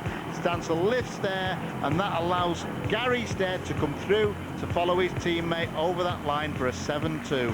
Yes, 7-2 crucial for Hull. Edinburgh doing well here. Freddie Schott doing well, and he's with Jane in the pits. Certainly is, looking very happy. Freddie, tell us, have you made any changes to your bike? I made a few changes, yeah, smaller sprocket, outside ignition and stuff like that, and it went well. Definitely an improvement for your riding then? Oh, definitely, yeah. And also, obviously, you got a maximum, so that's really put you back in the picture. Yeah, we lost it in the second one. We got one back in the third one. I think we'll have a really good one in the last one. We'll have a good chance. So you're really fired up now after that last heat? Has to be all or nothing. Fighting talk again. Back to you guys. Well, one man that's might have got a second place, but it's a hard-fought one, and it's put Hull right back in with a chance. Steady, brilliant. Yeah, that were really good. You know, Robbie just managed to get in front. There was no way anyone was going to pass him, but having a real good scrap there with George Stansel, and one time I nearly ran into him actually. I didn't manage to get my foot back on the foot peg, but I went for it up the inside of him again. Couldn't pass him, tried around the outside, cut back, and just managed to get him going down into the third turn. Yeah, you seem to have plenty of speed. You were able to make lines on him. You tried to go inside and round him early on. You were making good moves up the inside. You looked to the outside, the dirt didn't seem to be working, but wherever he rode, you just rode the other way and strode by him. Yeah, like on the third turn, I tried to go up high, but just spun up, so I thought, well, plug away up the inside. But I mean, he seems to lock up quite a lot in the middle of the corners, as George, but he's still quick, so I thought, well, I've just got to keep plugging away up the inside, and, you know, it paid off in the end. Gary, you can get your breath back now because we've got a lot more work going on. This competition is wide open, so let's get back to the commentary team then at trackside. Yes, here we are, up high in the stand here at Derwent Park, and this is a crucial race. It's last chance saloon for Workington, because we see Carl Stonehewer and Peter Carlson up against Frank Smart and Craig Watson, who got a maximum last time out. This is Workington's final programmed ride in the qualifiers. The pressure is on Peter Carlson off gate 1 in blue, Craig Watson off gate 2 in yellow for the Newport Wasps, Carl Stonehewer, Workington off gate 3 in red, and they are currently 4th, and Frank Smart off the outside in green. So Workington currently 4th in the group. It's their final programmed ride in the qualifiers. It really is a crucial race, a high-pressure situation. Edinburgh 15, Newport 13. Look at Workington on 12. This is their last programmed outing in the qualifiers. The pressure is on, Peter. The pressure's definitely on when you consider that Frank Smart and Craig Watson have both won a race each, and they were really on fire the last time they were out. So really, Carl Stonehewer and Peter Carlson are up against it in this one. What can they do here? Peter Carlson will be determined to bounce back for his previous race disappointment, where they're crashing, of course, in heat number 15. Here we go. And Craig Watson at low level going into the first turn, and the man in green, Frank Smart, has gone round the outside, but Workington are going to be in an advantageous situation because Carl Stonehewer has got the better of Craig Watson. Now all the pressure is going to be on Frank Smart. Workington are not done yet. Yes, the Workington pair, they were looking for each other there on that bend, but really one of them, or both of them ideally, needs to get by Frank Smart, who's leading this race in grand style again. So that man in green, Frank Smart, leads the way, but he's got Peter Carlson all over him. He's trying the outside, he's trying the inside, and Carl Stonehewer is in third place. At the moment, this would give Workington 5 points. How that would affect the final reckoning would depend on the final stages of the qualifiers here with the other teams involved. But Frank Smart is there in green. This will do nicely at the moment for Newport.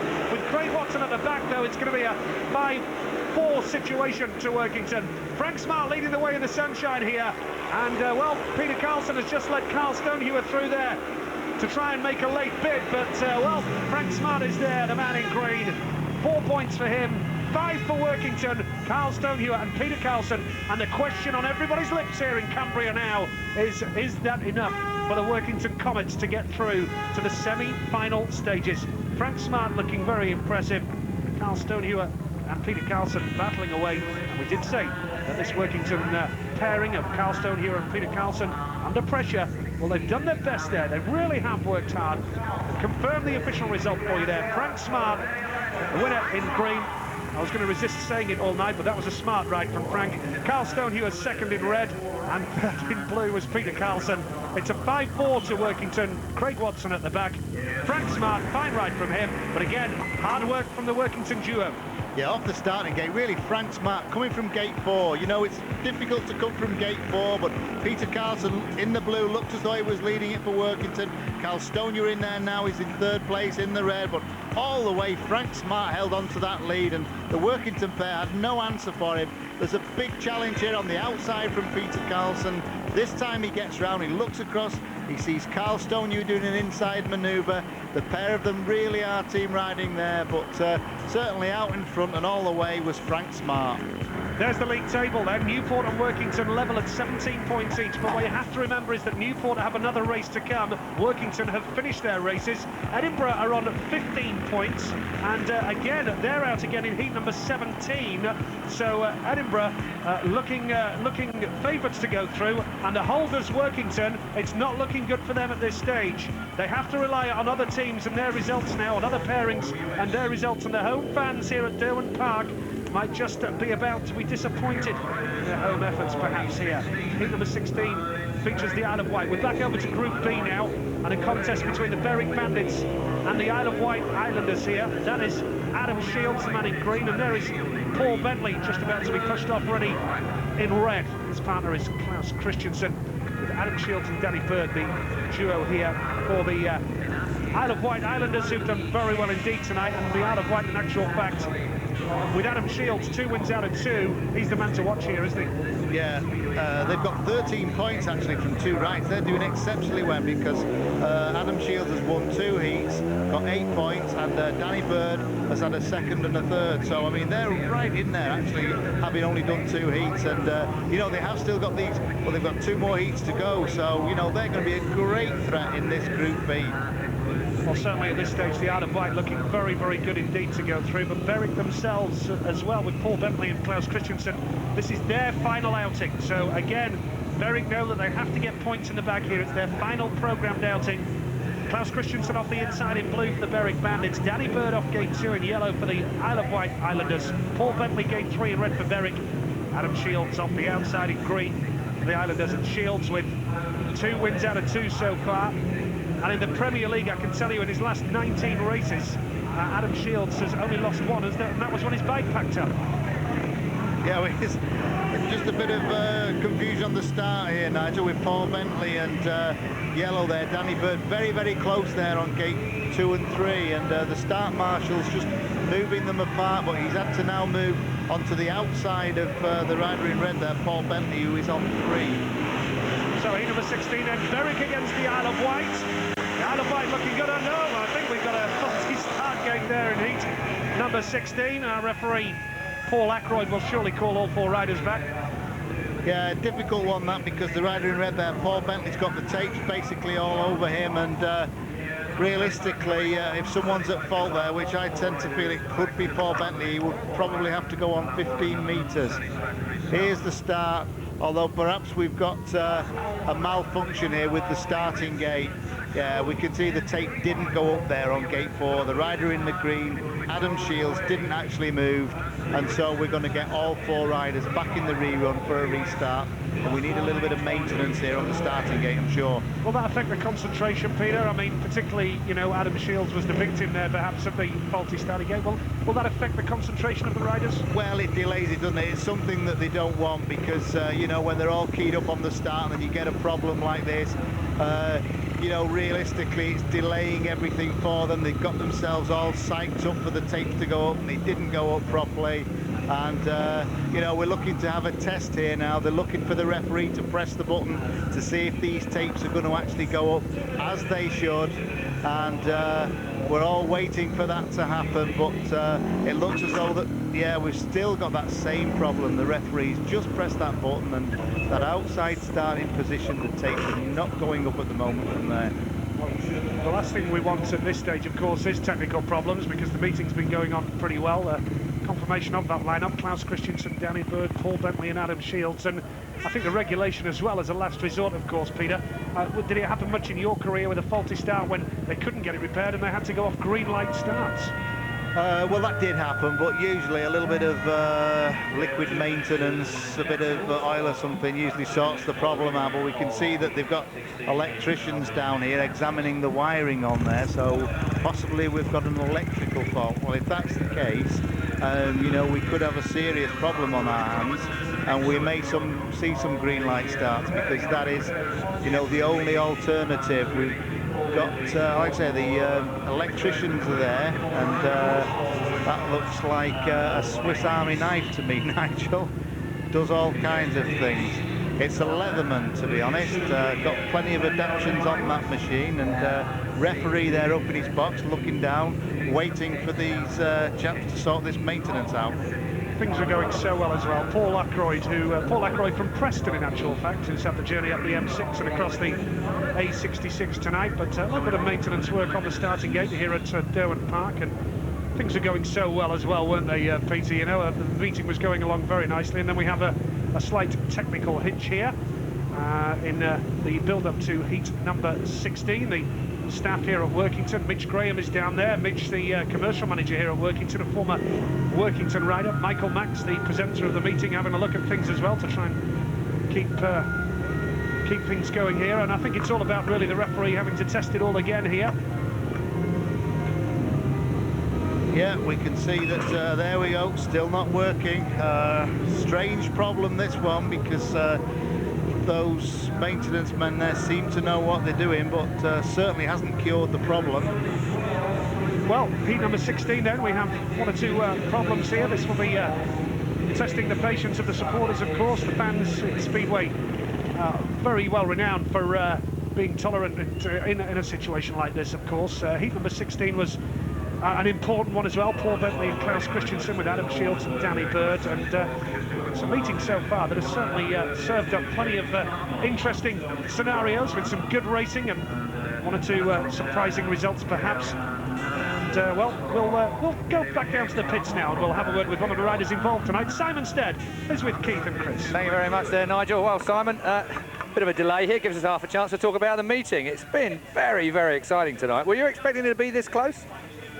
I was really, you know, it's you know, top guys from every team here, so it was always going to be very difficult. I'm struggling myself, but Sean's pulling us through nicely, and hopefully, I'll, you know, towards the end of the meeting, I'll be able to get my bike sorted, and we'll just be able to nip in. You say you're struggling there, Simon. Is that with the injury, or?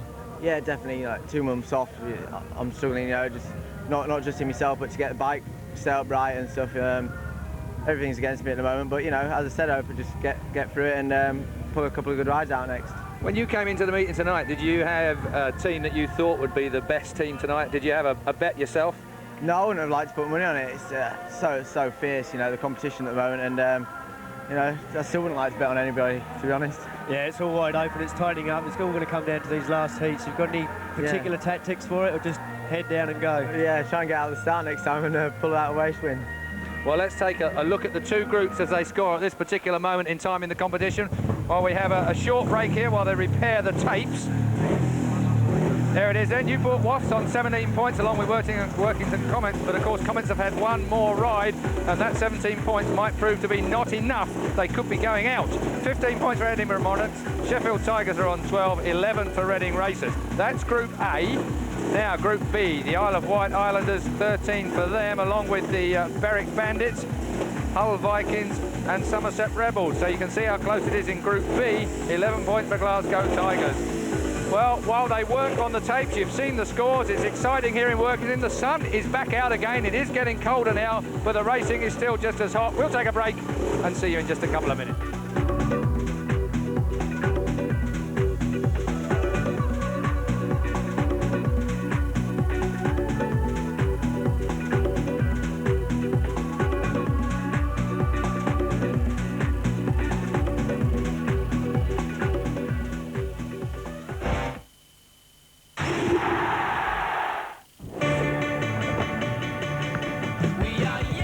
Premiership, Football League, Internationals, La Liga and Bundesliga, Conference Games, Schoolboy Internationals, Women's Football, FA Cup, Scottish Cup, Worthington Cup, Sky Sports, wall-to-wall football.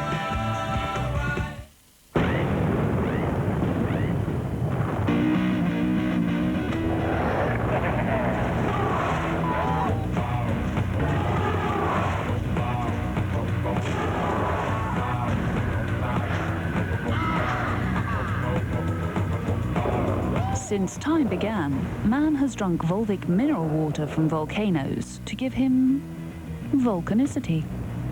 Volvic fills you with volcanicity. That's its leg. Can you see that? That's the hand. It's so beautiful. Amazing. So, are you looking forward to the big day? Yeah, very excited. Subject to the following terms and conditions: no pain, no stretch marks, no varicose veins, returning to part-time work, buying house at 32 Petunia Crescent, baby not inheriting father's nose. Because people everywhere have small print too, your local HSBC is offering a face-to-face discussion to help you plan for the future. The Individual Review from HSBC, the world's local bank.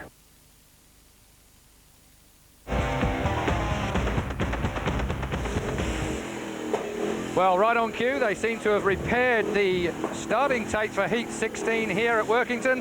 They are just about to run a test of them again. Will they work or won't they work? Let's go back to our commentary team live at trackside. Peter Collins and Nigel Pearson. Yes, well, I can tell you that they did actually do a couple of tests, and it was working perfectly. And I think what they're doing now is perhaps putting a new set of tapes up to actually get it started. A new set of tapes are going up, and whilst they're doing a little bit of repair work, let's go back down to the pits, and Jane Morribee has got Danny Bird. Yeah, Danny, how much does this affect your riding? You know, the concentration must be split, surely. Yeah, it's a tough meeting tonight. You can't do anything about it, the tapes aren't working, so you just got to deal with it and keep concentrating for the next race. You need people like me coming and chatting to you while you're trying to stay focused, don't you? Nah, that's fine.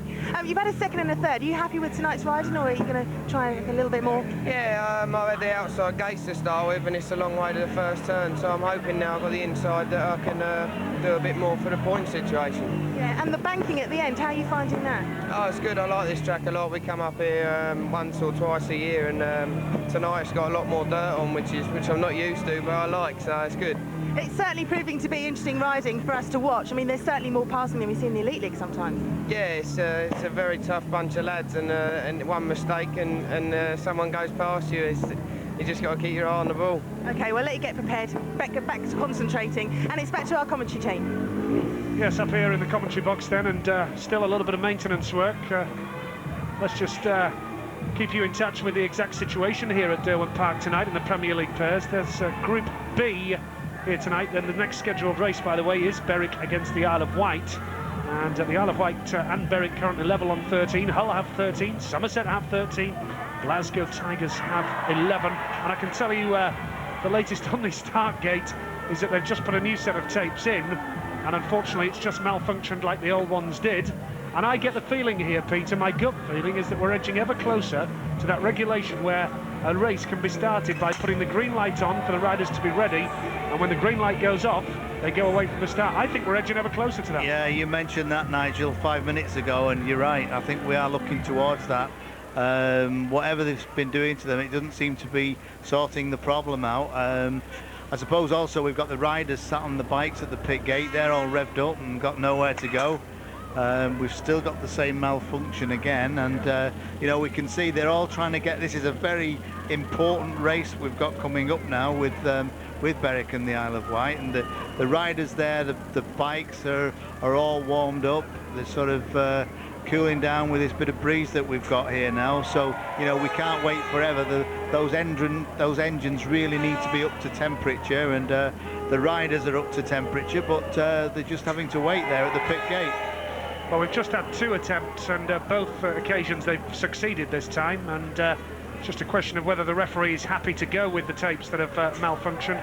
3rd attempt, they've gone up again, so it looks to me as though the referee has just given the thumbs up, and it looks like we're going for it. Paul Ackroyd then has just given the thumbs up, and it looks like we're going to be on with the action then back here at Derwent Park, Workington. A bit of a malfunction with the starting tapes there, so heat number 16 will recommence with Paul Bentley, Klaus Christensen and Adam Shields and Danny Bird. But any longer, Peter, and that green light start would have been inevitable, wouldn't it? Yeah, you're right. I mean, that really is the only option when the starting tapes have given up like that. We've got a reprieve. You know, the riders have now got the helmets back on. They're switching the fuel on those bikes. They're going to now start them up, ride back round to the starting gate, and let's just hope that they're going to work this time, Nigel. Yeah, certainly. I get the feeling if they don't work, then Paul Ackroyd, the referee, will just automatically say, let's go for green light straight away. One more malfunction, and you know, we can't afford to hang around too much longer, can we? Surely it would go to the green light.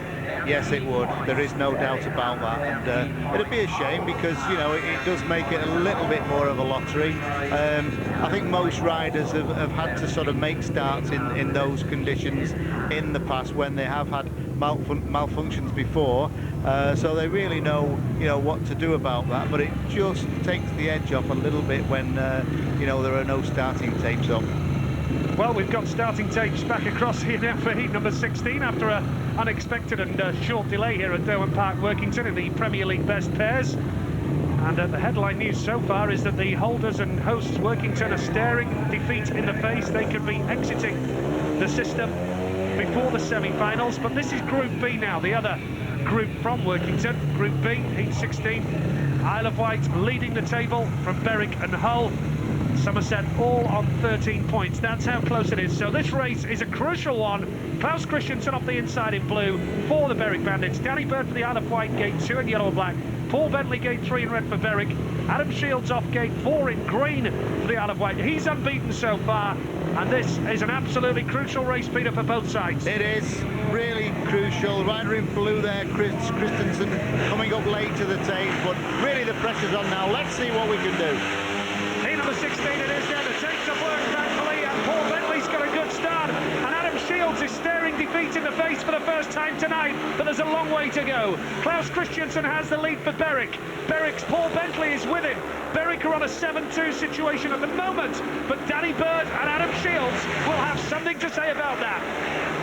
Yes, Bentley and Klaus Christiansen at the moment, they're riding side by side, but that gap's gone. There's left a gap, and the rider in green, Adam Shields, has nipped through. Again, Shields is on fire on the outside. Now he's going to cut back on the inside of Paul Bentley. He's going to save it till the next bend. Fantastic racing here. Paul Bentley has the lead. Klaus Christiansen third now, and Danny Bird's trying to get past at the back, and it looks as though Danny Bird is going to do it, and all of a sudden this will transform the race, because Paul Bentley has the lead, Adam Shields second, Danny Bird has got third place, and this will transform the race into an advantage for the Isle of Wight. Adam Shields looks like he could be beaten for the first time. He'll have one more last gasp dive around turns 3 and 4 here. Adam Shields goes wide. Paul Bentley takes the checkered flag. Paul Bentley for the Berwick Bandits. A fine ride from Paul Bentley. Last place, Klaus Christiansen, and that means that with Adam Shields second and Danny Bird third, it's 4 points to Berwick and 5 to the Isle of Wight, when at one stage it looked like it was going to be a 7-2 advantage, a maximum advantage on the cards at one stage to the Berwick Bandits, but Klaus Christiansen has gone from second to last, and that could prove crucial in the final analysis when it comes to qualifying here. Paul Bentley the winner. He's on good form tonight, Paul Bentley. He wins in red for Berwick. Second place for the Isle of Wight, Adam Shields. Third for the Isle of Wight, Danny Bird. 5 points for the Isle of Wight, 4 for Berwick. Klaus Christiansen at the back, nothing for him. And what a race again in Heat 16, when the tapes finally worked, Peter. Yeah, they worked well that time, didn't they, which was great. But into the first corner, Paul Bentley rides wide, got the race in line. Klaus Christiansen there in second. Well, he's actually leading down the back straight, but look at that. He leaves the gap for his teammate, Paul Bentley, to come through. Great team riding here on the first lap for the Berwick Fair. Christiansen, Bentley holding that first and second place now. If they stay like this, there'll be no way through for Adam Shields or Danny Bird, but all the time a big blast now round the outside from Adam Shields to sneak there, round, squeeze through a gap there between Klaus Christiansen and the fence. Now Christiansen really was on the slippery slope here, because now he's riding the slow line down low, and Danny Bird almost nipped through, but he leaves it to a lap later to get that heat advantage there for the Isle of Wight. Yeah, heat number 16, a 5-4 situation then to the Isle of Wight. That's crucial, and it means that Berwick have finished on 17 points, and 14 of those have come from Paul Bentley. We're up to heat number 17 now, and this is crucial because Edinburgh with Peter Carr and Freddie Schott are in a good position here, and Phil Morris and Dave Mullett for the Reading Racers. Well, not particularly in contention at this stage, but the Edinburgh Monarchs with Peter Carr and Freddie Schott are closing in on a place in the semi-final. And I can tell you that this is Edinburgh and Reading's final outing in this group. Newport 17, Workington 17. Workington have finished their qualifying races.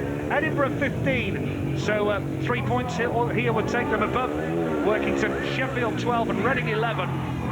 So, well, it's looking good for the Edinburgh Monarchs in heat number 17 as the action gets more and more tense here. We've seen some fantastic racing, but the action is going to get very tense and very close, because this is where the issues are decided to go through to the semi-finals, the consolation final and the grand final. Freddie Schott off the inside in blue for the Edinburgh Monarchs. Dave Mullett, gate 2 in yellow and black for Reading. Gate 3 in red, it's Peter Carr for the Monarchs of Edinburgh. And Phil Morris goes off the outside in green for the Reading races. Heat number 17, and Edinburgh closing in perhaps on the semi-finals, Peter. They are, by the looks of things. I mean, to be honest here, they're out against Reading. Reading don't particularly seem such a strong pair here tonight, and this is a big opportunity for Edinburgh to really stake a claim on one of those semi-final places, Nigel. Absolutely. Freddie Shott with, what, a couple of wins under his belt so far. Peter Carr consistent, 7 points from 3 rides for him. So, but Freddie Shott has been a real star this season. He's hinted it might be his last season in British Speedway. He's got a full-time job back home in Denmark, but Edinburgh no doubt will be hoping to change his mind on that as we go to Heat 17, and Shott again off the inside, but Dave Mullet.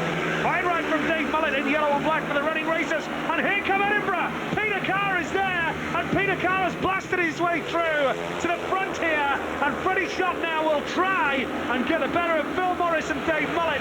Freddie Shott at the back, Peter Carr up front.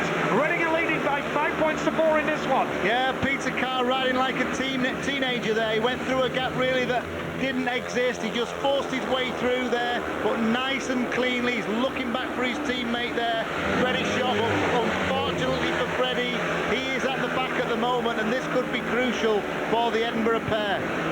Yeah, Peter Carr then on his way, what looks like at the moment, on his way to 4 points. Reading will pick up 5, and Freddie Shott's at the back. But 4 points for Edinburgh here could prove absolutely vital. It'll certainly take them above Workington, and this will surely confirm now that Workington are out of the pairs, and the home fans will be disappointed with that. But what a ride this is from Peter Carr for the Edinburgh Monarchs. He takes the checkered flag. Yellow and black there, Dave Mullet with Phil Morris as well. But Peter Carr pulls off a fine ride, and that could prove crucial as well in the final reckoning when it comes to the qualifying system here tonight. Peter Carr, 4 big points for him. Nothing at all for Freddie Shott, who's got 2 wins and 2 last tonight now, Freddie Shott. So a little bit of inconsistency creeping in there. I will confirm the official result for you here in heat number 17. Peter Carr, the race winner, 4 points for him. The Reading racers, Dave Mullet, second, 3 points. Third place, Phil Morris, also for Reading, 2 points for him.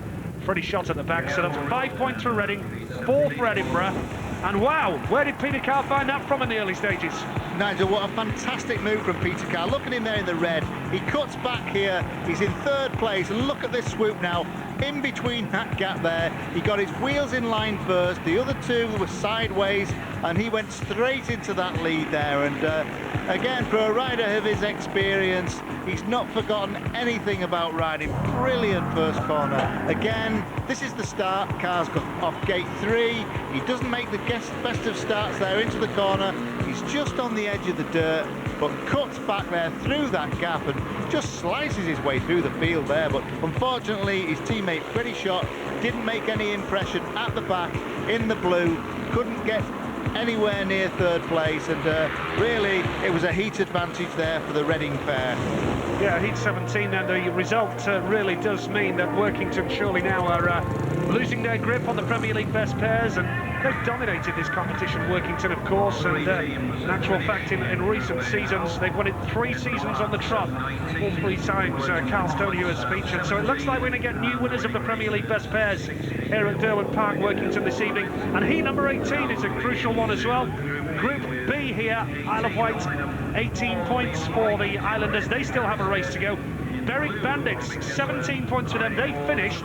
Hull have 13 points, and this is their last ride, so they need a victory here. Somerset 13, Glasgow 11. Just look at that, for a beautiful sight of Cumbria here close to Workington's Derwent Park Stadium, where the action has been hot tonight here at Derwent Park. So a crucial race for both Hull and for Somerset. Hull looked dead and buried at one stage. Robbie Kessler has come in the last race and pulled off a fantastic win for the Vikings, and they'll need more of the same here in a crucial heat number 18. On the inside then in blue for the Hull Vikings, it's Robbie Kessler, the Yorkshire German as we referred to him earlier.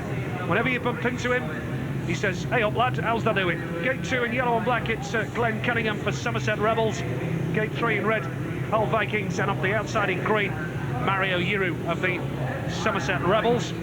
So Somerset currently 7 points for Mario Yiru, 5 for Glenn Cunningham, 12 points for them in total, and 13 for Hull. So Hull really do need something here, and both sides looking for points here, Peter. It's crucial. Yeah, Hull definitely one of the front-running teams in the Premier League this year, possibly Premier League champions in the teams, and here in the pairs they're going great guns.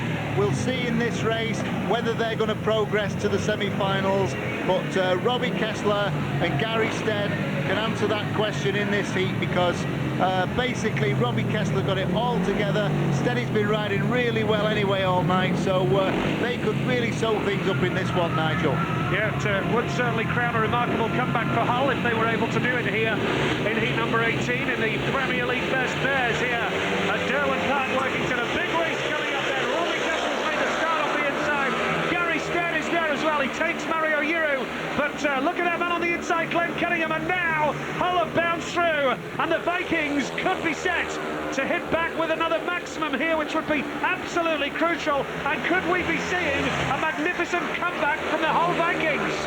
Yeah, the Hull Vikings there from the East Coast. Here we are on the West Coast at Workington, coast to coast. And the way Hull are travelling now, they're going fantastically well here, and they could sew this semi-final place up, and it looks as though they're going to do that right now. Robbie Kessler starting with 2 last places. Could he finish the qualifiers with 2 victories? Kessler a late replacement for the injured Paul Thorpe, as we say. Gary Stead in a purple patch at the moment, a maximum last week, and scoring big points here tonight as well, with 1 lap to go. Glenn Cunningham isn't finished. Glenn Cunningham, a former Premier League pairs champion with Peterborough, is having a go for Somerset. Mario Uru is trailing off at the back, though. Any one of these 3 could win it, but it's looking good for the Hull Vikings. Gary Stead is there, and Robbie Kessler is there as well, and that is 7 big points for the Hull Vikings. The Hull fans who've travelled here will celebrate. The men from Craven Park have pulled off a fantastic escape act there. It wasn't looking good in the early stages. Robbie Kessler, the man in blue then, with Gary Stead, 7 points to 2. 7-2 race advantage. Will confirm the official result very shortly indeed, but that is a crucial 7 points for Hull. It's the second successive 7-point tally that they've got. Robbie Kessler celebrates. He's the race winner in blue, Robbie Kessler. Second in red, Gary Stead. 7 points for Hull. For the Somerset Rebels, Glenn Cunningham third in yellow and black. Mario Uru at the back. 7-2, and Hull, who looked out of it earlier on, have shown tremendous character here, Peter. Yeah, just watch this first turn. In the red, it's Robbie Kessler that's leading, but a great swoop here by the rider in yellow, Glenn Cunningham, to lead coming down the back straight, but he leaves a big gap there. He leaves the barn door completely open, and really, Gary Stead, Robbie Kessler just came straight through that gap. But Glenn Cunningham never gave up, to be honest. He looked the quickest one later on in the race because he reeled the 2 Hull riders in. Here he almost gets around the outside of them, but you know, the best corners were done on the first turn by Robbie Kessler and Gary Stead, and they went on to win this heat, and very, very crucial for them. Absolutely. Heat number 18. Hull will finish on 20 points in the qualifiers. That will be enough to take them through. 14 of those 20 points have come in their last 2 races. A remarkable comeback for the Hull Vikings, who lead the group now. There you can see it, with 20 points for Hull. Isle of Wight still have 1 race to go. They're on 18. Berwick have finished on 17. Somerset Rebels themselves have finished on 15. Glasgow 11 points. So at this stage, it's looking very, very good for the Hull Vikings and the Isle of Wight. We move on to heat number 19, and it's absolutely crucial at this stage for every pair to get stuck in. Newport looking set fair, all ready for a place in the semi-finals. Newport already, you can see, are in second place. Edinburgh lead on 19. Newport 17, Workington 17, Reading 16. So basically what it means is that Sheffield need to get a 7-2 here to finish level with Edinburgh, and then it would go down to who beat who in the qualifying races. That's how tense it's going to be. So basically, the Sheffield Tigers, well, really, it's not looking good for them anyway, because they did lose to Edinburgh in the earlier stages. So Group A could be clear-cut, but Newport need points here. Heat number 19. It's getting all very tense and all very tight. Simon Stead is out there, but Craig Watson battles through, and it's all fun and games in the early stages. And Craig Watson and Frank Smart battling away here. Craig Watson in blue for the Newport Wasps. Simon Stead is splitting them, but this looks like it's going to be good enough to take Newport through, and Sheffield are heading home. A better ride here for Simon Stead in second place, looking more like his usual self, but really he's not going to catch Craig Watson the way Craig's going out in front. Craig's got a great lead here. Frank Smart in third place, also having a go there on Simon Stead. Yeah, Newport looking good then. The Wasps looking set fair for a place in the semi-finals. One thing's for sure, we are going to have new winners of the Premier League Best Pairs this year here at Derwent Park, Workington. And there is Craig Watson in blue, just going into the final lap here of race number 19, the final qualifying race of Group A here. And I think it's pretty much clear-cut now that, well, certainly Edinburgh and Newport can begin the celebrations because they're going to go through. There is Craig Watson. Simon Stead splits the Newport duo. Frank Smart gets third. And that is, well, a tremendous result for the Newport Wasps as the Sheffield Tigers are out. Brilliant stuff from Newport then. Tim Stone has said that he's not been too happy with his team's performances in recent weeks. He's brought in Emil Lindquist, we can tell you, to boost his squad. And Newport, the pairing there of Craig Watson and Frank Smart, are through to the semi-finals here. A 6-3 victory. Craig Watson, the winner there for Newport in blue. Second in yellow and black was Simon Stead with 3 points for him. Third in red, Frank Smart for Newport, and Sean Wilson at the back getting no points at all. 6 points to 3 in favour of the Newport Wasps on that occasion, and that is enough to take them through. Yeah, Newport definitely going to the semi-finals with a race like this. Into the first corner there, in the blue, it's Craig Watson leading, but coming through there, Simon Stead splits the pair, but really down the outside, Craig Watson holds on to this lead. Simon Stead chasing in the yellow, and they're both starting to move up that bank in again a little bit round the outside. Frank Smart comes into the picture, but there's some black rubber now appearing low down on the inside of the corners. A lot of grip down there. Yeah, so congratulations to the Newport Wasps. I make it 23 points for them now and 19 to Edinburgh. So Group A is done and dusted. And it looks very much as though it's the Newport Wasps on 23 points and the Edinburgh Monarchs on 19. They will go through. Out go Workington, Reading and Sheffield. We're back up to Group B now, the final qualifying race in Group B. The leaders at the moment in Group B are Hull on 20 points. The Isle of Wight looking set fair to join them here. Heat number 20, Adam Shields and Danny Bird with George Stansel and James Greaves. This is Group B, heat number 20. The final Group B qualifying race before we go into the all-or-nothing, do-or-die semi-finals. And that is when the action is going to get very tense. But it's looking good here for the Isle of Wight. They really only need a moderate result here because Adam Shields has already got 7 points to his name and Danny Bird's already got 7 points to his name, so they've already got 14 points. Danny Bird's on the inside in blue for the Isle of Wight. James Greaves gate 2 in yellow for the Glasgow Tigers. Adam Shields gate 3 in red for the Isle of Wight Islanders. And Glasgow's George Stansel goes off the outside in green, but Isle of Wight looking very strong here, Peter. Yeah, well, I suppose we can't really count our chickens at the moment because anything can happen in this sport, and it usually does. But I must say that the Isle of Wight are looking favourites in this one. It really just depends on whether George Stansel can make a good start from gate 4 there on the outside in green. Heat number 20 then, the final qualifying race here tonight, and it's a good start from Danny Bird on the inside. The young Great Britain international has pulled off a spectacular start for the Whitelink Islanders. He's chased by James Greaves in second for Glasgow.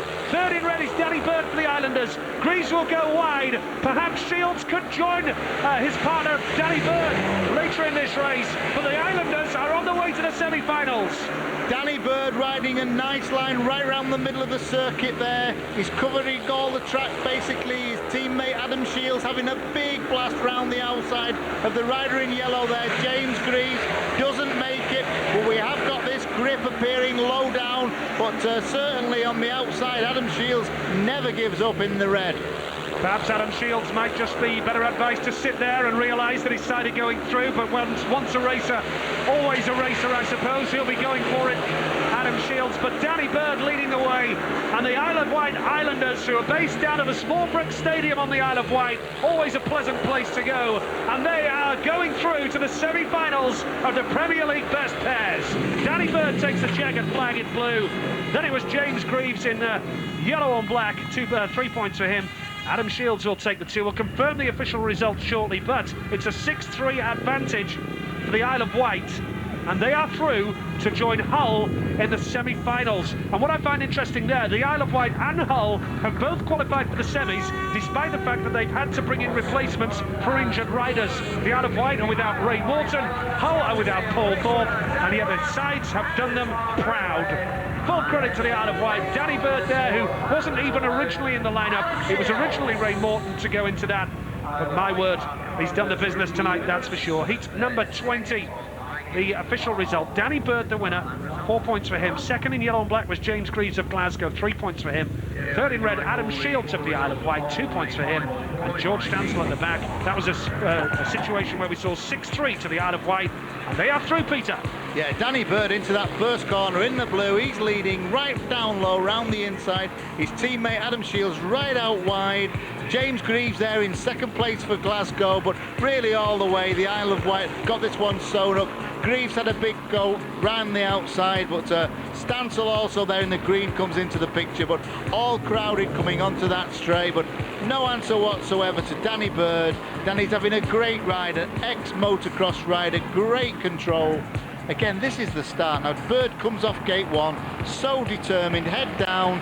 Greaves in the yellow, really pushed back, he follows, but different line round the outside for the riders in red and green, George Stansel and Adam Shields, but down the back straight, all the way, Danny Bird.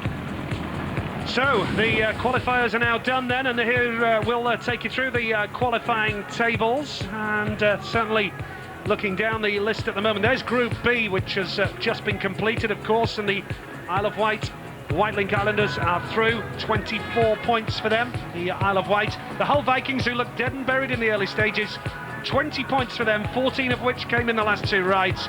Berwick, Somerset and Glasgow are all out of it, so it's the Isle of Wight and the Hull Vikings who are through to the semi-finals of the Premier League Best Pairs. There's Group A now, Newport Wasps, 23 points for them. Frank Smart with 13 and Craig Watson with 10. The Edinburgh Monarchs with 19. They've worked hard. Peter Carr 11 and Freddie Shot 8. Workington, the holders, who've won it for the last couple of years, and the favourites and the hosts here tonight at Derwent Park, they are out of the pairs. Reading 16, Sheffield 15. So it's Newport, Edinburgh, Hull and the Isle of Wight. They will be the semi-finalists. The crowd are staying, despite the fact that the Workington fans are obviously disappointed. But this is what they're waiting for now, the highly charged atmosphere of the semi-finals and the finals still to come here at Derwent Park. Join us again in a few moments.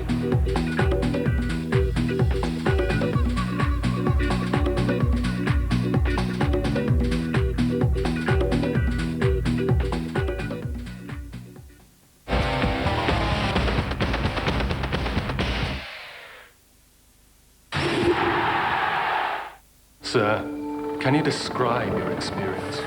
They give you control over time, day or night. You don't miss a thing. Don't you see? We're in charge now. The power is in your hands. It is so simple. Do you recognize this object? Did they give you this? Sir, who are they? Experience the Sky Plus phenomenon.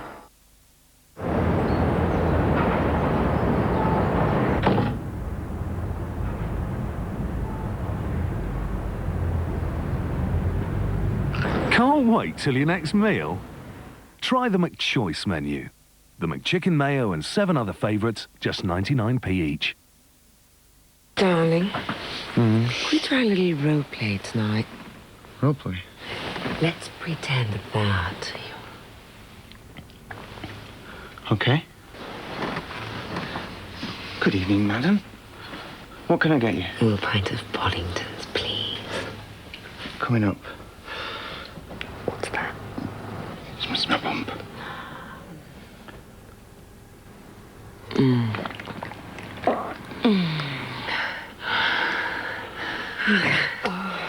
That was lovely, darling. It's a bit gorgeous. One soldier, one survivor. Together, they must fight a new evil. President Evil. Picture taking with the new Kodak Advantix cameras from only $29.99. Share the moment, share life.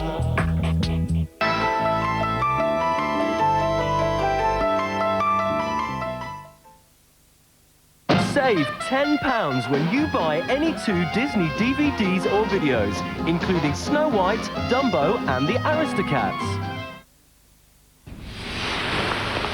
Darling? I'm just changing the barrel.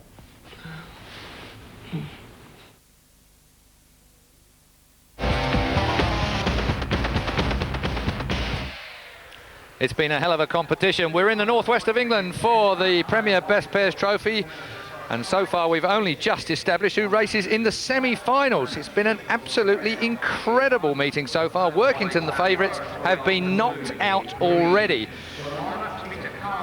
Well, let's confirm the lineup now then for the semi-finals.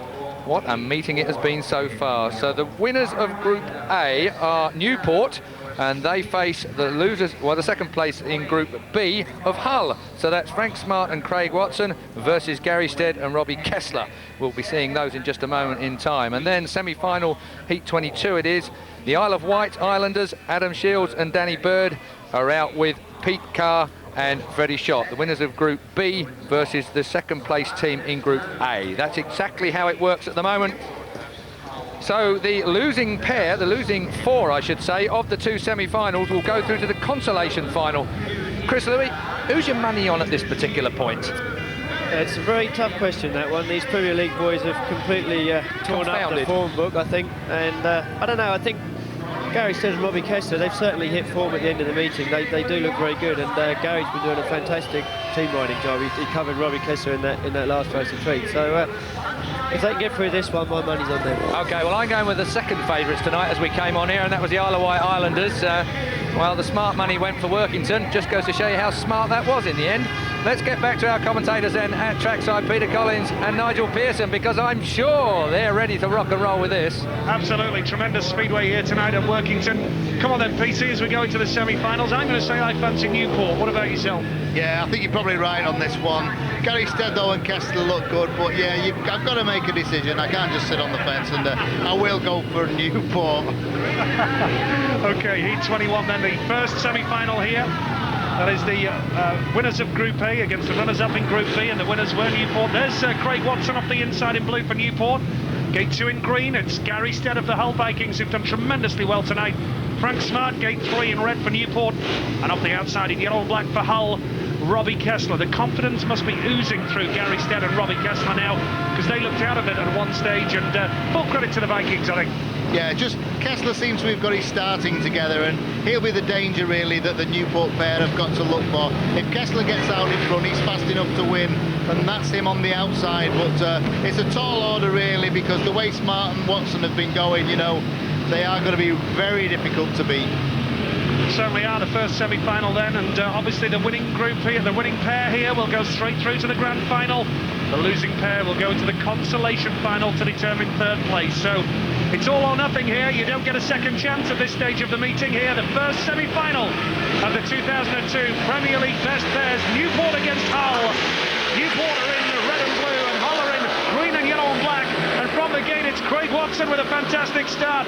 Frank Smart is going to battle up as well. Oh, and there's a crowd. Robbie Kessler has managed to hang on to the bike.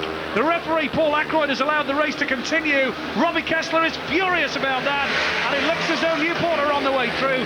Robbie Kessler hit the fence down the back straight. How on earth did he manage to stay on there? Yeah, that's what I was saying, Nigel, about this track being very wide in the turns, narrow straights. It's like going into a funnel a little bit, coming onto the straight. There were 3 abreast, and 3 abreast, and the one on the outside really hadn't got anywhere to go, but he hit the fence, and that was Robbie Kessler, and he did very, very well to stay on that bike, Nigel. Well, Robbie Kessler, I can tell you, is not happy with that whatsoever. He is furious. I'm sure he'll be making a quick telephone call to the referee to protest after this one, but Newport are taking no notice of it whatsoever, because the Wasps are looking good here. Gary Stead has got through into second place, of course, but is still good enough, of course, for Newport, with that man Craig Watson in blue leading the way. Gary Stead second in green, and Frank Smart third in red. Robbie Kessler continued to race through, but he's not happy about it, and I tell you, Robbie Kessler is perhaps going to make his point known here. He shakes his head, he's far from happy about it. He hit the fence, and goodness only knows how he managed to hang on to the bike. Full credit to him for that. But that's Robbie Kessler then, who's disappointed with that. But the Newport Wasps are celebrating, no doubt about the race winner there. Craig Watson, the man in blue for the Newport Wasps, and I can tell you, away to my left, referee Paul Ackroyd is on the phone already. That'll be Hull team manager Eric Bucock, who'll be protesting to Paul Ackroyd. He's just finished that conversation with Eric Bucock, and clearly Paul Ackroyd taking no messing there in heat number 21. Craig Watson, the winner then, 4 points for him. Second place in green goes to Gary Stead, 3 points for him. 2 points for Newport, Frank Smart in red, and that's a 6-3. That means that Newport are in the grand final. Yeah, Robbie Kessler on the outside was he was depending on making that from gate 4. There he is in the yellow. He runs very wide, but when we see they come onto the straight here, 3 riders side by side. Kessler's on the outside. He did so well to hang on to that bike. Very fortunate that there were no obstructions on that centre green, because you cannot turn right on these bikes, they will only turn left. But leading there, Craig Watson, outside Kessler, keeps coming down there to a gap that is rapidly diminishing, hits the boards there, bang! Did so well to hang on to that, onto the grass, out of control, and just a good job that there isn't a tractor or something parked on that centre green, because that is a very nasty situation there, and those boards really rattled, and fortunately Kessler must have just caught that on the footrest, on the handlebars, and was able to stay on that bike. Again we see it, Kessler right out wide there. There is a gap, there is a bit of line, he seems to be coming through, but there his teammate Gary Stead is the one that he runs into, but one of those things, nowhere to go, and no gap, and his race was over. He's far from happy about it, Robbie Kessler, having a word, and well, far from happy, and obviously I think the first thing we should say is congratulate him to stay on the bike there. That's the first and foremost thing. But anyway, second semi-final, let's confirm the lineup for you. It is of course Isle of Wight Islanders against Edinburgh Monarchs here. 2 teams from opposite ends of the country, but well, equally spread in terms of competition, no question about that. Adam Shields off the inside in red, Peter Carr off gate 2 in green, gate 3 in blue, Danny Bird for the Isle of Wight, and off the outside in yellow-black, Freddie Shott. Remember, the winners will go through straight to the final to meet the Newport Wasps. So it's the Isle of Wight against Edinburgh here. Peter, which way is this one going to go? Oh, here we go. I would think the way Adam Shields is going, he's the favourite. Adam Shields is off gate 1, we can see there. Danny Bird's been flying. So the Isle of Wight then perhaps slight favourites here, but no doubt the Monarchs will try and disprove that theory. Heat number 22, and yes, the Isle of Wight have made the start. It's Adam Shields with a good start, but Peter Carr is trying to make that move on the inside for Edinburgh. But it looks like a maximum at the moment for the Whitelink Islanders of the Isle of Wight, Danny Bird, and also Adam Shields, who's still under pressure from Peter Carr. But it's looking good for the Islanders of the Isle of Wight. It is, you're dead right there, the Isle of Wight, but Peter Carr trying round that inside, get his front wheel just chopped off there by Adam Shields. Shields and Bird having a great ride here, great understanding between the two of them. The pair of them have both now moved out very, very wide, and when you get team riding, when they're both riding the same line, the very fast line, they just haven't got enough speed for Peter Carr to get past. So here are the Islanders of the Isle of Wight then, and well, they're just about to enjoy the biggest crowds of the season down at the Isle of Wight, because they get a lot of the holiday makers down on the island, and they can get 2,000 people in there regularly during the summer. There's an overtake there, Peter Carr getting second place, but it's irrelevant really in the final analysis here, because the Isle of Wight are on the way through to the finals, and it's going to be an Isle of Wight Newport final here. New winners of the Premier Best Pairs this season, and the Islanders fans on the back straight who've caught the ferry across the Solent and driven all the way up here. They celebrate victory. The Islanders fans there celebrating on the back straight in heat number 22. It's a long, long way from the Isle of Wight up to Workington, but that journey has been made well worth it by these two boys for them. They have really worked hard, and remember, no Ray Morton for them. He's injured. Danny Bird's his replacement, and he's won the semi-final. Danny Bird, a late call-up. He's the winner in blue. Second place, Edinburgh's Peter Carr. Third was the Isle of Wight's Adam Shields. 6-3 to the Isle of Wight. And that takes them through to the final to meet the Newport Wasps, and again, entertaining stuff there. Yeah, off the starting gate, Danny Bird in the blue makes a beauty there to the first corner, right on the edge of the grip there, but also round the inside. Adam Shields has a great ride and he leaves a gap down the straight. He looks across there for his mate, leaves him some room. They know the track is very narrow down there. He just leaves enough room for his teammate there. Danny Bird comes round the outside. Peter Carr, big challenge on the inside, almost runs into Adam Shields there, but all the way really, the Isle of Wight pair really got it together. Off the starting gate again, it was the rider in red, Adam Shields, made a great first corner, holds Peter Carr right down on the line and allows his teammate Danny Bird to come right down the fence there, leaves him that run, and from here on really the pair of them were really going well, but Peter Carr just kept plugging away for the whole race, and in the end he managed to get that second place. Okay, so we now know the state of play here in the Premier League pairs. The semi-finals, Newport beat Hull, Isle of Wight beat Edinburgh. The consolation final coming next will feature Hull against Edinburgh. That will decide third place on the rostrum. And the grand final, and what a final it is as well, the Newport Wasps featuring the Aussie duo of Frank Smart and Craig Watson, and the Isle of Wight Islanders with another Aussie, Adam Shields, and the great Brit Danny Bird, all to come in the final stages here at Derwent Park. Don't go away, join us for that.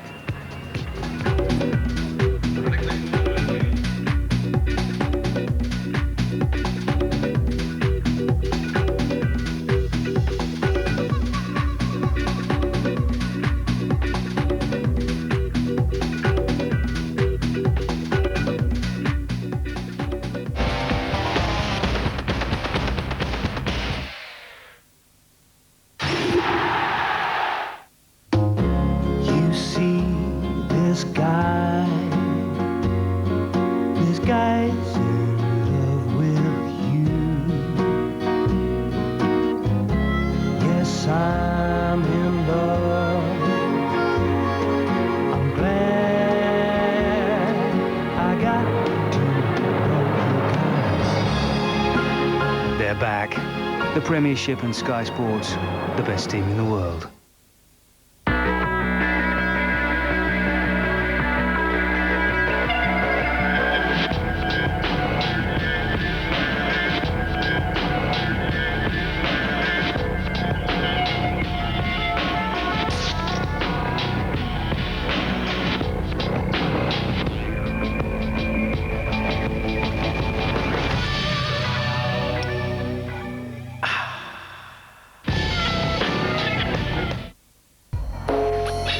The new Nissan Primera, a new form of intelligence.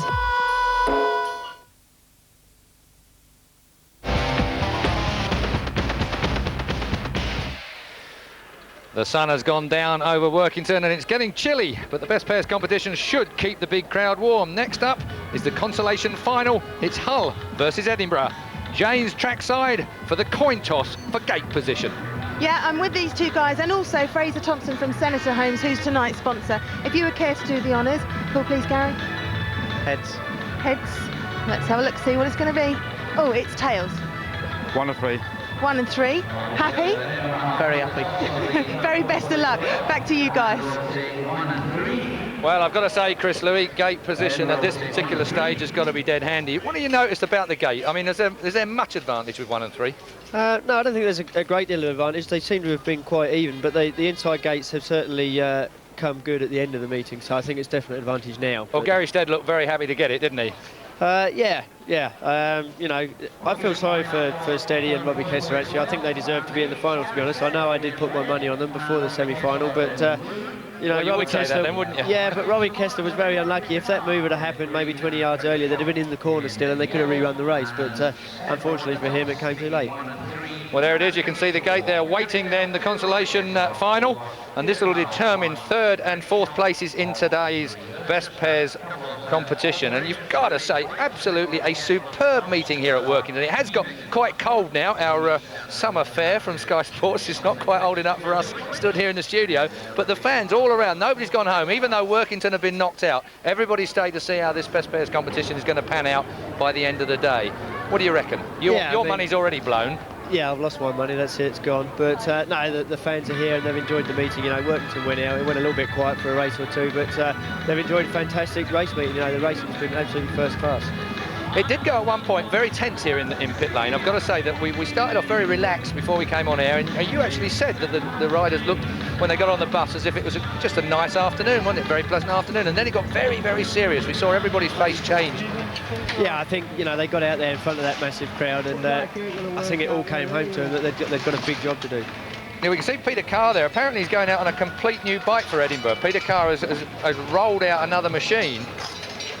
Yeah, there it is. You can see the Heat 23 coming up in a moment. This is the consolation final to determine third and fourth places. Carr is going off green, red is Stead, Schott is on yellow, and blue is Kessler. That's how they'll be lining up. It's a little bit strange for him to be going out on a new bike this stage of the meeting, but, you know, perhaps he's got problems with the other one. There's no telling, but certainly seems to be making the changes there. You've got to say there's been one or two guys tonight that have, I mean, there was one in particular that stunned me with the way that he's managed to perform all night long, and we've not seen him out here in the final. Paul Bentley for the Berwick Bandits. I mean, he rode wonderfully all the way through it, but hasn't gone through. Teamwork really did count tonight, didn't it? That's what this meeting's all about. It's what we said before the meeting started. You can't afford last places, and Paul was outstanding for Berwick. You know, I feel sorry for him because obviously he may feel that his teammates let him down a little bit, but unfortunately that is the system, and you do have to work together. Now what's he doing here? It looked to me like he's got a brand new bike, but he's put an old wheel in the back of it. Why would that be at this particular stage in the competition as well? I'm not 100% sure of the tyre rule in this competition, but I would say he's probably got to use that tyre. There's normally one tyre rule, and he'll have to be using that wheel. Okay, well, we're at one end of the pits, and they're at the other end of it, but I can tell you from where I'm stood, he's pushing it. The mechanics are pushing it back down now, so what exactly is going on here, we can only guess and speculate at from our position in pit lane. Now he's happy now, he's actually getting himself on the bike. I haven't heard, well, we have heard the 2-minute bell actually from where we're stood here. Chris? Yeah, he's I don't think he's got too much time. They seem to be panicking a little down there. Does that look like Mick Powell there of Glasgow? It is, yeah. He seems to be helping out. I don't think he's been the regular spanner man tonight, but mucking in there at the last minute. Well, they're right in front of us right now, and trying to move themselves out onto the track for the consolation final. And still he's got more problems. Carr, he's trying to sort this motorcycle out in pit lane here. I think he's actually trying to warm it up. I think the bike's probably cold, so he'll probably be revving it fairly hard all the way around to get some warmth into that engine. Well, it's nice to get a bit of fumes from the methanol here as well, because it's warmed us up. Let's get round to the commentary position then with Nigel. Nigel, I think this is going to be a cracker, but I don't know about you, I'm looking forward to the final. Absolutely, the final is obviously what we all want to see, but certainly it is important for the clubs concerned here to try and get on the rostrum, that third place, because it's good exposure for the clubs. It enables them to get on the rostrum shots in the Speedway Star magazine and in all the press and the papers. So there is a bit of prestige involved with coming third, isn't there? Yeah, there is. I mean, surely we've got an opportunity now for these lads to finish third in this big competition, and you know, that's what they're going for. There's a lot of prestige with it for the whole of the league, and you know, really that's what they're going to be doing in this one. They're going to be absolutely going for it, but I would like to say third isn't as good as first, is it, Nigel? Absolutely, yeah. There's only one option as a Speedway rider, and that's to win, isn't there, Peter? And you certainly did plenty of that, to be fair. Heat 23, the consolation final then, and off the inside in green, Peter Carr, who we've just seen warming his new bike up then. Gary Stead off gate 2 in red for Hull. Gate 3 yellow-black British shot for Edinburgh. And off the outside in blue, it's that man Robbie Kessler, who did a bit of grass tracking last time out. If any of the directors of Workington Town Rugby League Club are watching, he didn't mean it, honestly. But how wound up will Robbie Kessler be after that last close scrape with the fence? Well, it can affect him two ways. He can be all fired up now, and that will inspire him to go and make a really good start, because I think Robbie is very determined really to win races from the start. You know, he feels if he misses the start, there's a lot of good young lads out there that'll probably beat him, but if he can make the start, great. But if he's on a downer, then, you know, he'll just be ready for home, to be honest. But he was very lucky to get away with that previous incident. He certainly was, and full credit to him for hanging on to the bike as we look towards the consolation final. No doubt the nerves will be jangling in the pits amongst the Newport and the Isle of Wight contingents as they prepare for the final. But this is the consolation final. The winners of this pairing will then take third place here tonight. Gary Stead's made a good start. Peter Carr is in outside in. Robbie Kessler's going round the boards. Kessler is going to join Gary Stead, and it looks as though the Hull Vikings might just be going on here to try and claim third place. Kessler, it has to be said, didn't let the previous situation falter, because he still went close to the fence down there. Yes, he did. You saw he went for exactly the same spot, but this time his teammate Gary Stead left him enough room. They were 2 abreast rather than 3 in the previous incident. But a great ride here from Peter Carr, who's currently in second place, plugged away round the inside, held on to that second. Now he's moving out wide, but I really don't think he's going to catch Gary Stead. Full credit to Gary Stead. He really is in absolutely superb form. He'll be delighted with this. He's on his way to another win, although Peter Carr has got 1 more lap to try and get the better of him. Robbie Kessler is still third, so in this particular situation, Hull would still win the race by 6 points to 3 and get third place on the night, which would be a very good achievement. Peter Carr's going to go wide. Carr's going to make a big drive to try and get Gary Stead, but Gary Stead is there in heat number 23, and it's the Hull Vikings who claim third place tonight. Gary Stead will go down the back straight and fist the air with delight after that one.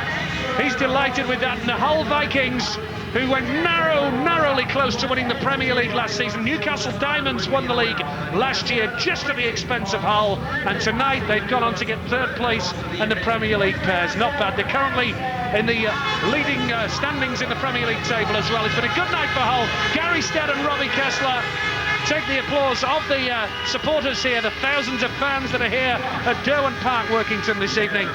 And it's the official result there. Gary Stead, the man in form for Hull, 4 points for him. Second place, Peter Carr of Edinburgh, 3 points. Third, Robbie Kessler of Hull. And nothing at all for Freddie Shott at the back. That's 6 points to 3 in favour of the Hull Vikings. And they go home third place tonight. Yeah, Gary Stead in the red did a marvellous move here on the first corner. He makes the start here in red, rides tight, but look at his teammate coming round the outside. Robbie Kessler looks as though there's no gap, but he knows Robbie's coming and leaves Robbie a gap there, and Robbie's able to then pull wide round the outside, but they got no answer to Peter Carr, who really sneaked that second place there on the inside in the green helmet. So heat number 23 goes to Hull, then Hull take third place, but who's going to take first and second? It's between the Newport Wasps and the Isle of Wight Islanders. Heat number 24 coming up shortly. That's the big one, the one we've all been waiting for. Newport against the Isle of Wight, and it's coming next. Join us in a few moments.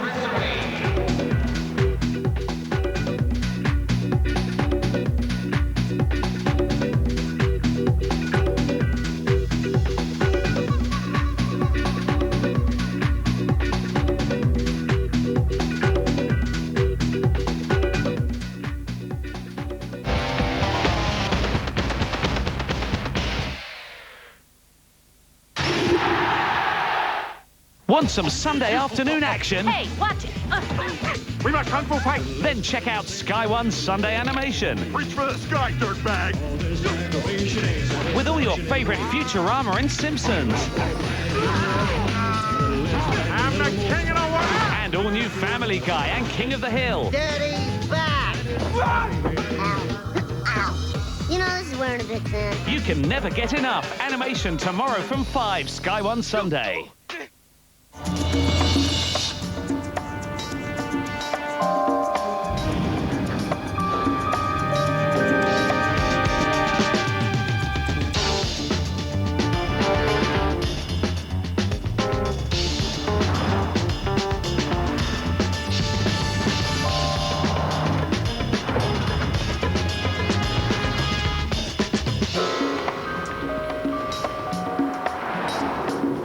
I think we lost them. Great, darling. So, how are your parents going to find the restaurant now?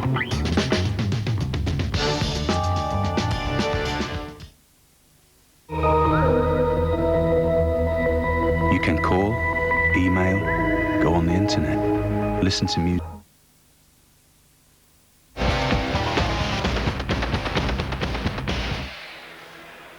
Welcome back. What a sight and what a way to end the day. This is it, the 2002 Best Pairs Final. It's just moments away live here on Sky Sports.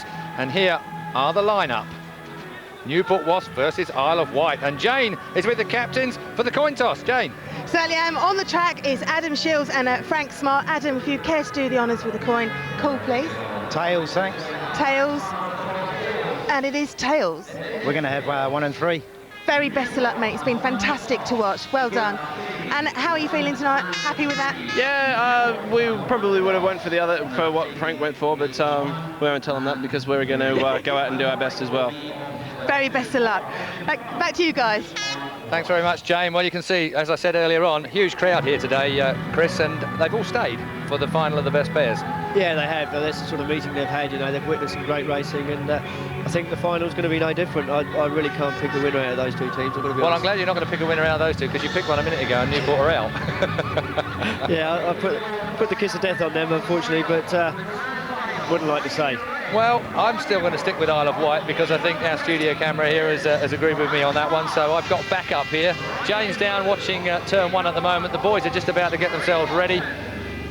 Well, let's take a look at what they're all playing for here, of course. There it is, the Best Pairs Trophy. And Workington Comments, of course, were the Best Pairs champions for, 3 years running, has to be said. But not this year. They were knocked out ages ago. The crowd have actually warmed to the competition again now, despite the fact their home team have gone home already. But you've got to say that out of this, Frank Smart, Craig Watson, they've ridden good all the way through. Adam Shields and Danny Beck there as well in the Isle of Wight. Let's go back now to our commentary position at trackside. Nigel, this is it, the final. How's your throat? Yeah, it's been a tremendous night of racing and just had a surf of water as we prepare for the grand final. And, well, Peter, I mean, are you prepared to put your neck on the line here and give us a prediction, Newport or Isle of Wight? Well, I wasn't really, because to be honest, I feel that the two pairs that we've got now in this final are the best two pairs that we've got through these qualifiers and semi-finals. So they're so easily matched. But really, I would think that if I had to put my money on it, I'm going to put my money on Frank Smart and Craig Watson. You have to think long and hard about that. You forced me. I mean, they are very, very equal. But, yeah, Smart and Watson for me. So you're going for Smart and Watson. I'll tell you what, I'll go for Shields and Bird then. Let's see what happens, eh? Yeah, well, I suppose with them being so even, then, you know, one of us is going to be right, one's going to be wrong. Yeah, and well, what about the gate positions with Newport going off 1 and 3 here, Craig Watson off the inside in blue, Danny Bird gate 2 yellow and black for the Islanders, Frank Smart gate 3 red for Newport, Adam Shields off the outside in green. Is 1 and 3 significant, Peter? I think that'll probably be the decisive factor in this, having gate 1 and 3. We can see how polished gate 4 is once you've left the traps, and really on the very outside, Adam Shields, I know he's going to try that big blast round the outside, because if anyone can get round, he can, but his teammate Danny Bird is a bit difficult off gate 2, and he could be the meat in the sandwich here. So here, number 24 is the grand final of the 2002 Premier League Best Pairs Championship. What a night we've seen. It's going to be Newport or the Isle of Wight. Newport in the red and blue helmet colours. Isle of Wight in green and yellow and black. And it's the Isle of Wight who make a superb start there. Adam Shields is going to come round the outside. And it's Danny Bird and Adam Shields who are on a 7-2 situation. This perhaps a bit of a surprise. Newport have been fantastic all night. And Adam Shields showing his true class. And Isle of Wight looking good. Yes, they are. I mean, totally wrong there in my prediction, but that first corner was fantastic stuff. But round the outside, Craig Watson having a big blast here. Looks to me as though he's already picked off Danny Bird. It's not all over yet, this, you know, because if Frank Smart, the man in red, can pass Danny Bird, Newport would win it. The leader is Adam Shields. He is for the Isle of Wight. Second, Craig Watson for Newport. Third, Danny Bird for the Isle of Wight. But at the back, if Frank Smart passes Danny Bird here, then Newport would win 5-4. Smart's making a dive on the inside. Watson's up front. Newport are trying to bounce through. It's going to go down to turns 3 and 4. And the final lap here, Adam Shields cuts back on the inside. And Adam Shields is going to win it. Danny Bird hangs on in there for third. And the Isle of Wight, Whitelink Islanders, who've only been in existence for the last 4 or 5 years, have won a major national trophy. They've done well in the playoffs before. Now they've won the Premier League Best Pairs, and that has gone right down to the wire. The final lap of the final race. What a fitting end to the night, Peter. Fantastic speedway. We saw some unbelievable stuff there on that last lap. I mean, they really did save that until the last lap or so, but out there, what a celebration for Danny Bird and Adam Shields, but what an effort from Frank Smart and Craig Watson to put them under such unbelievable pressure on that last lap, and it could have easily have gone the other way around, but he is chuffed and he deserves everything there. Danny Bird, the man there, celebrating along with Adam Shields for the Isle of Wight. Adam Shields, the race winner, 4 points for him. Second place goes to Craig Watson of Newport, 3 points for him. Danny Bird with third place there, and at the back, of course, Frank Smart. So Adam Shields the race winner, and it all means that the Isle of Wight win the Premier League Best Pairs. There is Adam Shields, the man in green, and he is absolutely... Dave Pavitt, the promoter of the Isle of Wight there. He's a big lad, isn't he, Pav? If he says it's Christmas, pal, I tell you. You're dead right, Nigel. Well, there they are, celebrating Shields and Bird. What great riding between them. Congratulations from the whole Vikings there as well, and everybody delighted to see the Isle of Wight. Craig Watson and Frank Smart there, philosophical in defeat. They've had a great night. Tim Stone, the Wasp promoter, can be proud of his riders tonight. There's no doubt about that, and it really has been a terrific night of Speedway. Adam Shields is there alongside Ian Thomas, and Jana Morrowby is down there with the winning duo. Well, Danny, how does it feel to win tonight? It was the most exciting race we've seen all night, and it has been great all night as well. Yeah, it's been really good fun. It's been tough all night, but I mean, we come out on top, and it's great. Adam's beside me here. That was just absolutely amazing. I think we'll all agree at home it was fantastic. Yeah, that was quite exciting, and I wasn't actually sure whether we got it or not. I was looking down the back, quite confused down the back straight as to who won, and then Danny gave me the thumbs up, and it was celebration time. Okay, I have to tell you, I was actually standing at turn 1 with all the rest of the Speedway riders, and not only were the crowd going mad, but the Speedway riders as well were going berserk. Yeah, it's great, and it's been such a fantastic meeting. It's been a superb show put on by Workington. Like, the track's been immaculate. There's been a big crowd, a lovely afternoon, and a good show, and it's just unreal. It's great. He's speechless. Final word from you, Danny? It's brilliant. I've had a totally brilliant night, and I really enjoyed myself. Okay, thanks very much, you two. Back to you, Keith. Very much there, Jane. Well, Danny Bird and Adam Shields, Isle of Wight won it tonight, and it was a great race as well, Chris. Yeah, they look happy with that.